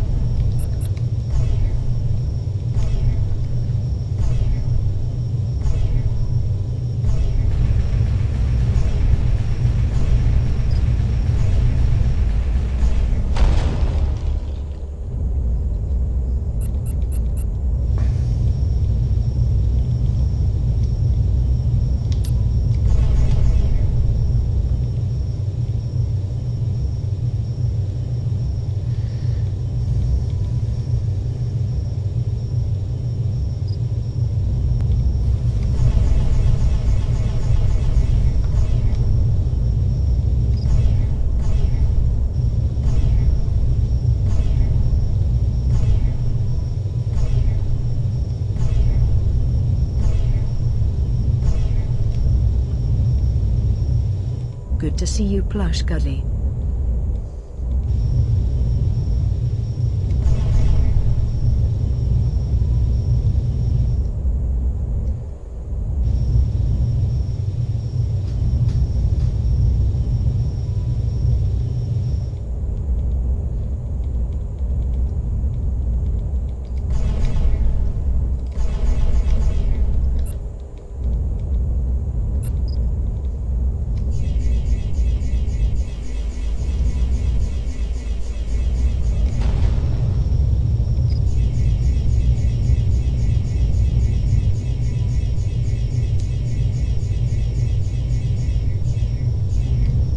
Die, mother.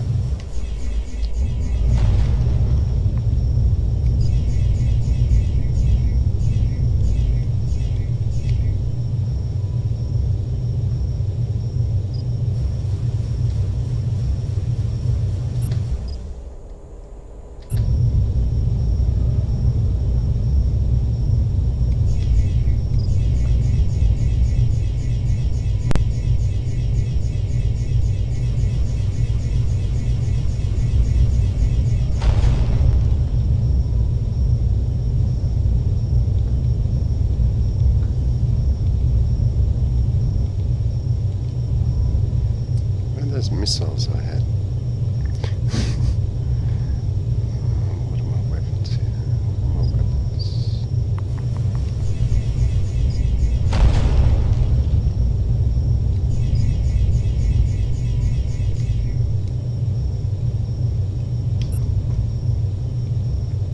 I'm out of weapons.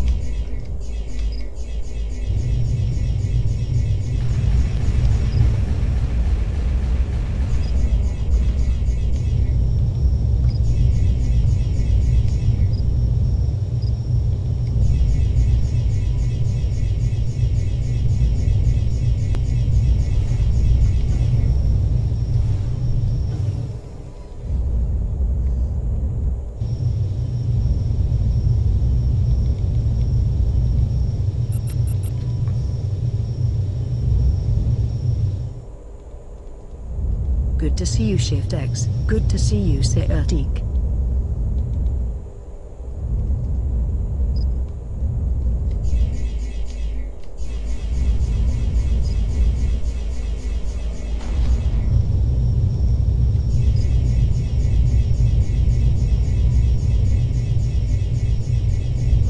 Come on, die, mother.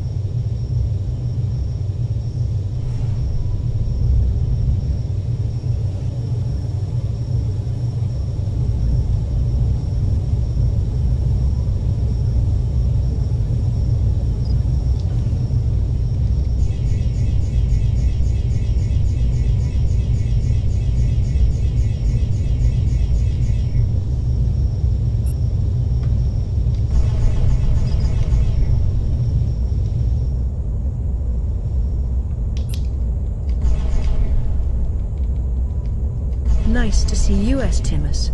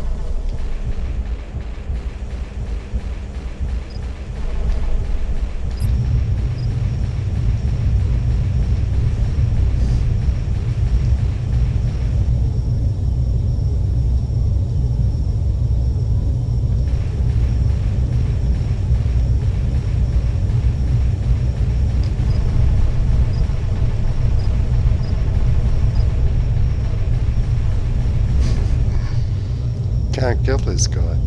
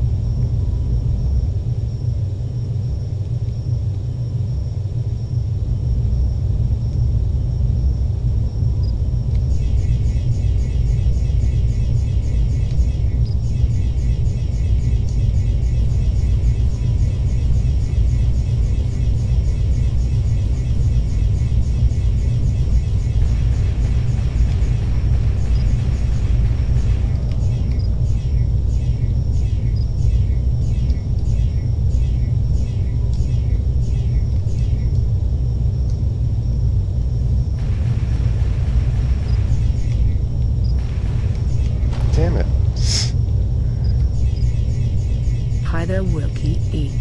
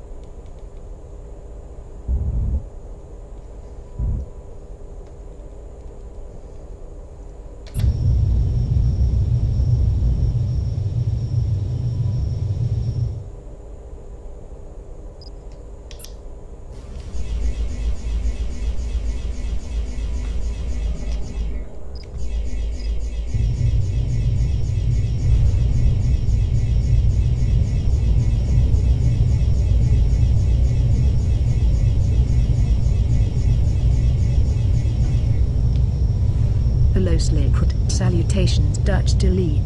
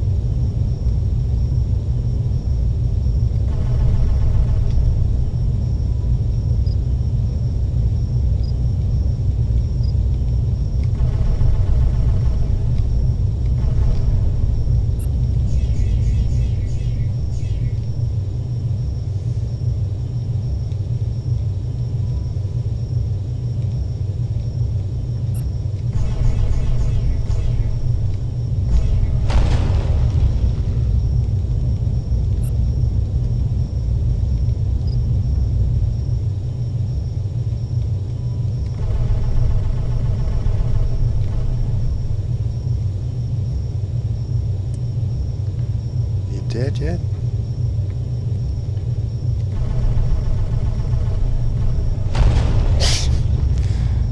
No.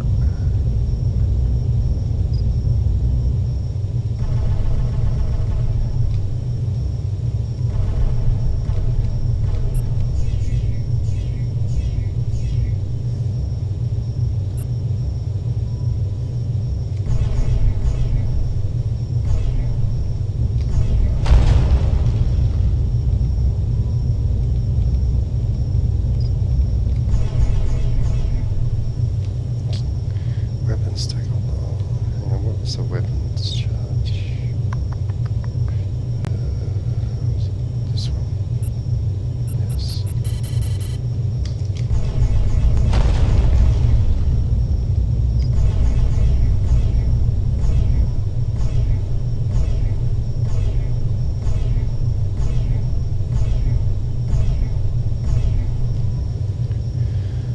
He's still got 100% hull. Well done. You have completed this training section. Hello Stardeg 765.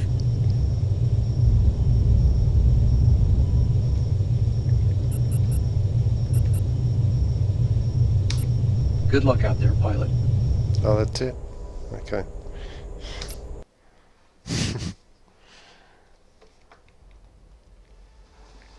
Ugh.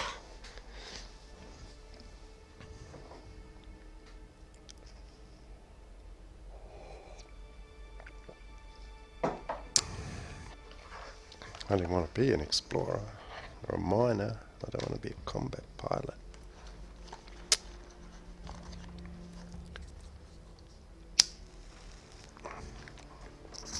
Pilot hangar. Isn't that where I am?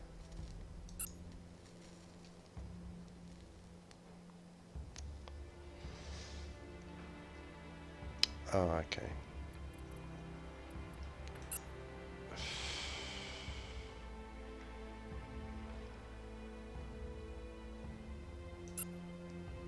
Man, this is a complex game.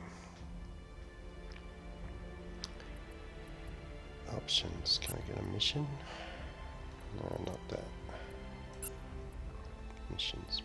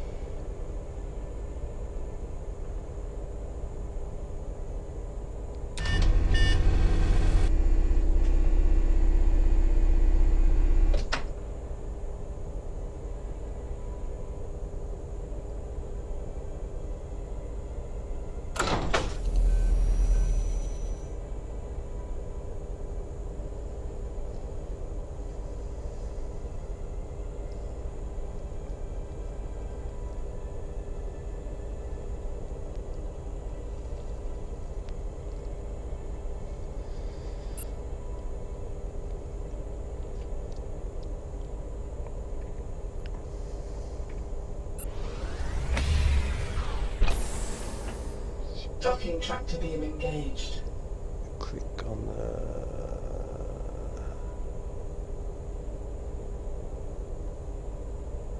inventory console. Yeah. Click on the news. Where was the news? I didn't. Oh, there. Quest menu. I think. Mercenary spacecraft 9-1. State your purpose. Sending requested contract data now. Oh, okay. I didn't request one yet.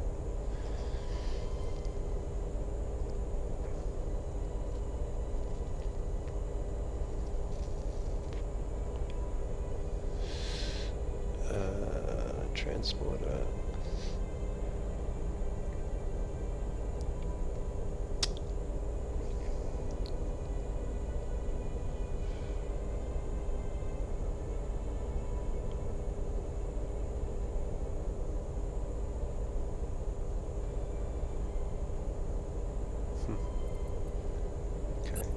What's this one?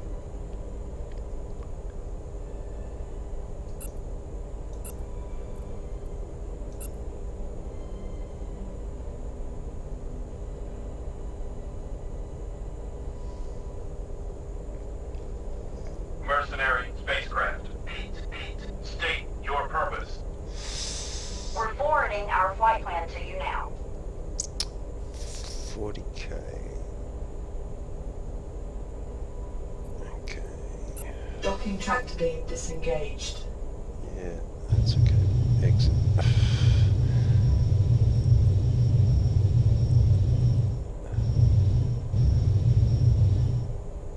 So, where are we going? X40k.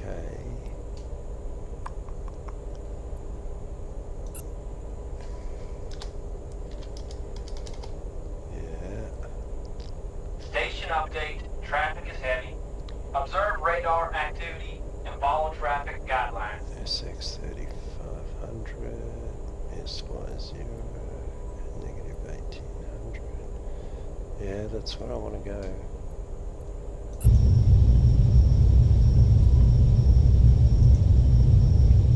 This is Mercenary Spacecraft 4-5 on final to station gate 1.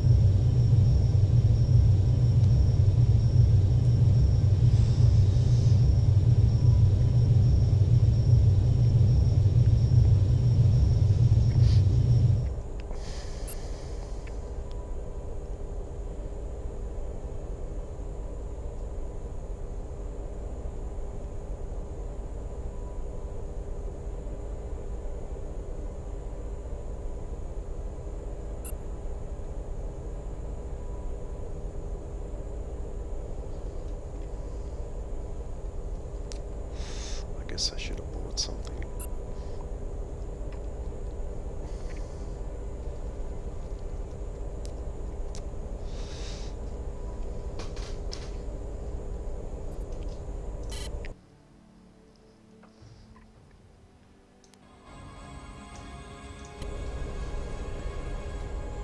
Am I moving? Oh, I guess I am. Can I jump?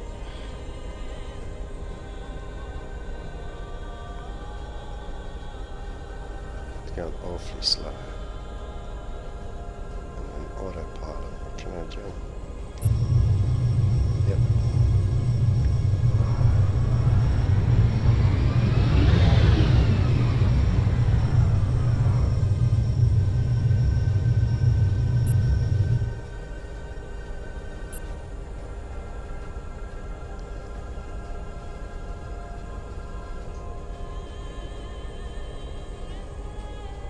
Am I there yet? Where's the nav? Sure.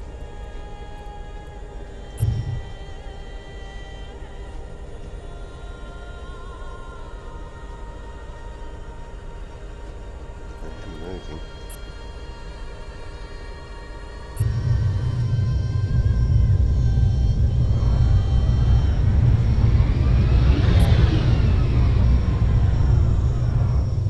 Quest.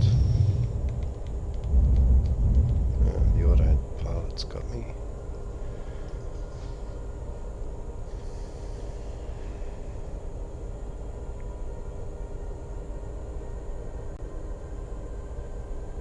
This is a bit weird. The quest is down there, but I can't turn the auto off.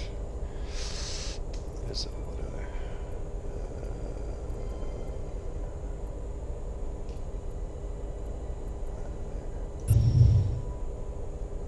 Okay. 400k.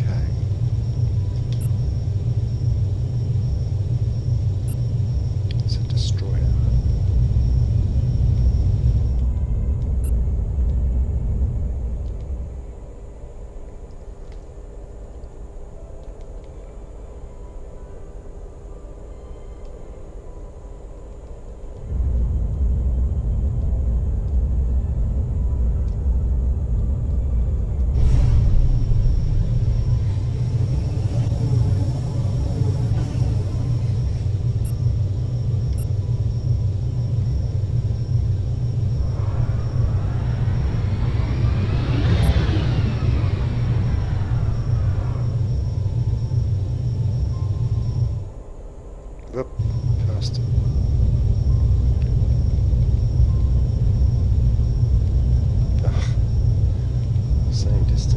mean I gotta go in just normal speed?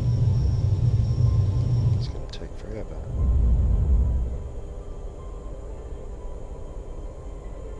Oh, I must be doing something wrong. Anyone played this before?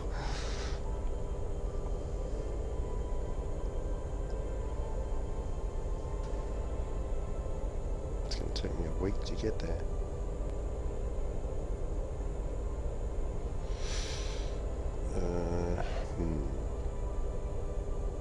Put the auto back on.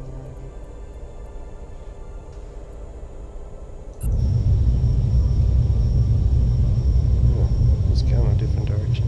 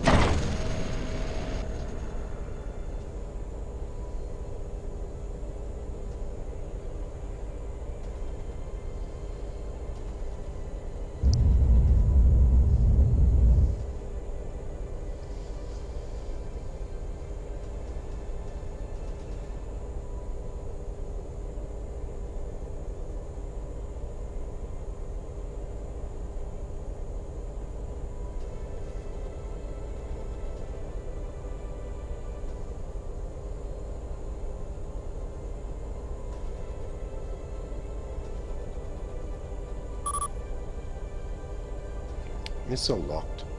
I don't think we're going to shoot him. He's a friendly. I think I did not nav properly.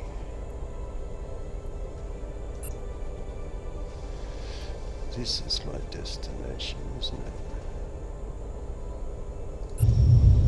Yeah. Didn't lock it.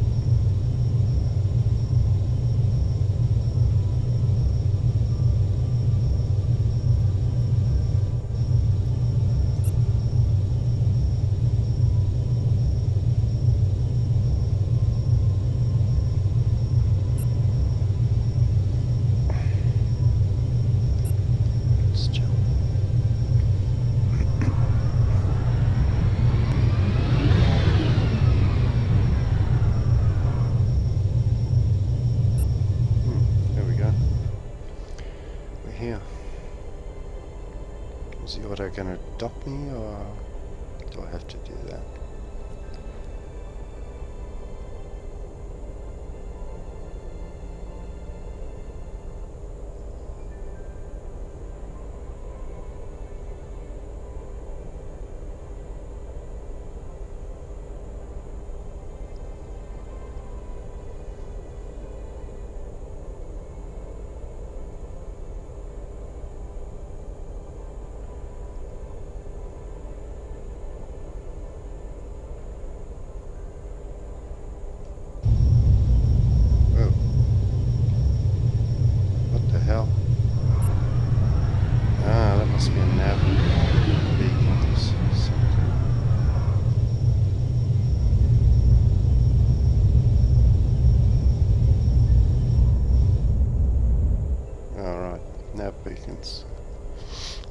Gates, waypoints, whatever you want to call them.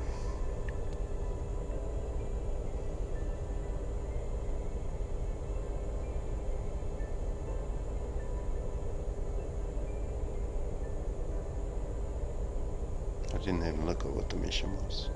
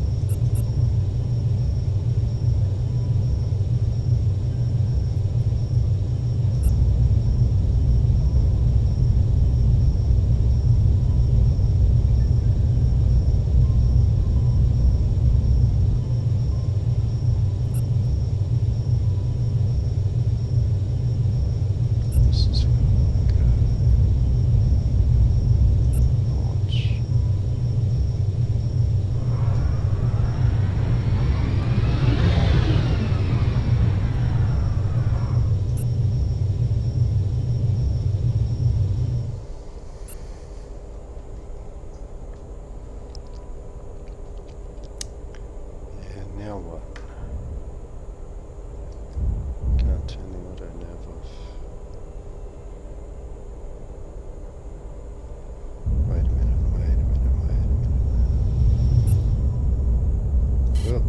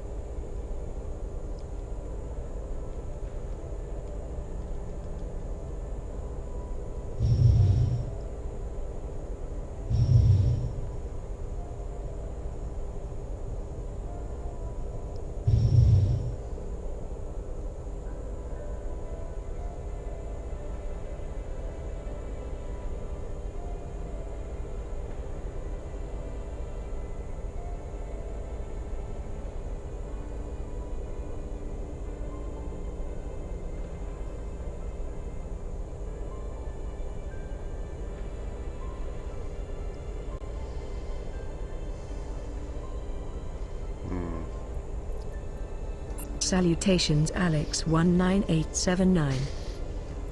Destination is...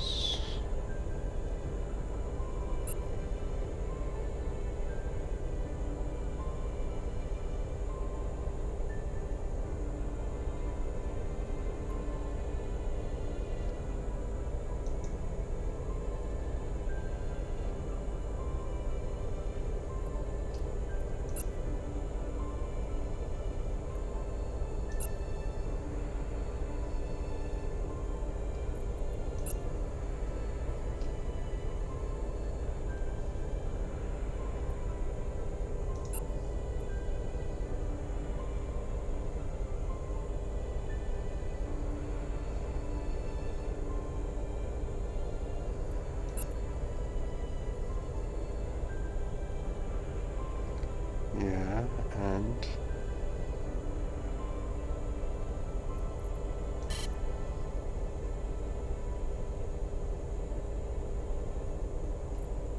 Well, I don't even know which one's active.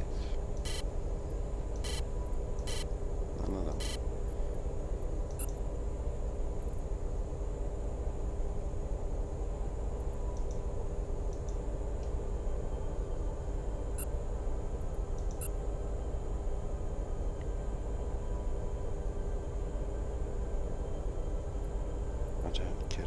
close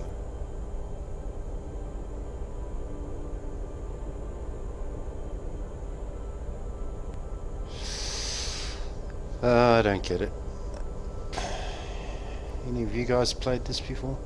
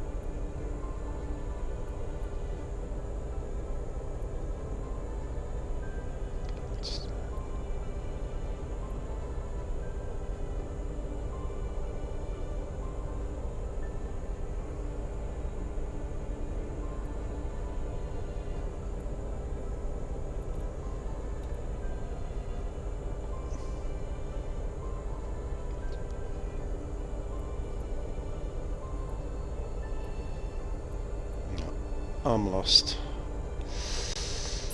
Okay guys, I've had enough. I have to do some more homework on this. There's a hell of a lot to it. Gotta save it, I suppose.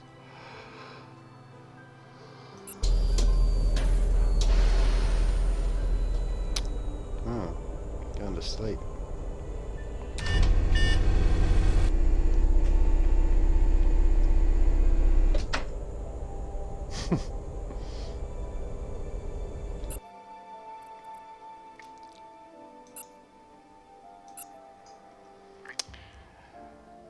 Well, you guys can check it out and teach me how to fly this thing. But thanks for watching, and I guess I'll have to do some more homework. Thanks guys, see you soon.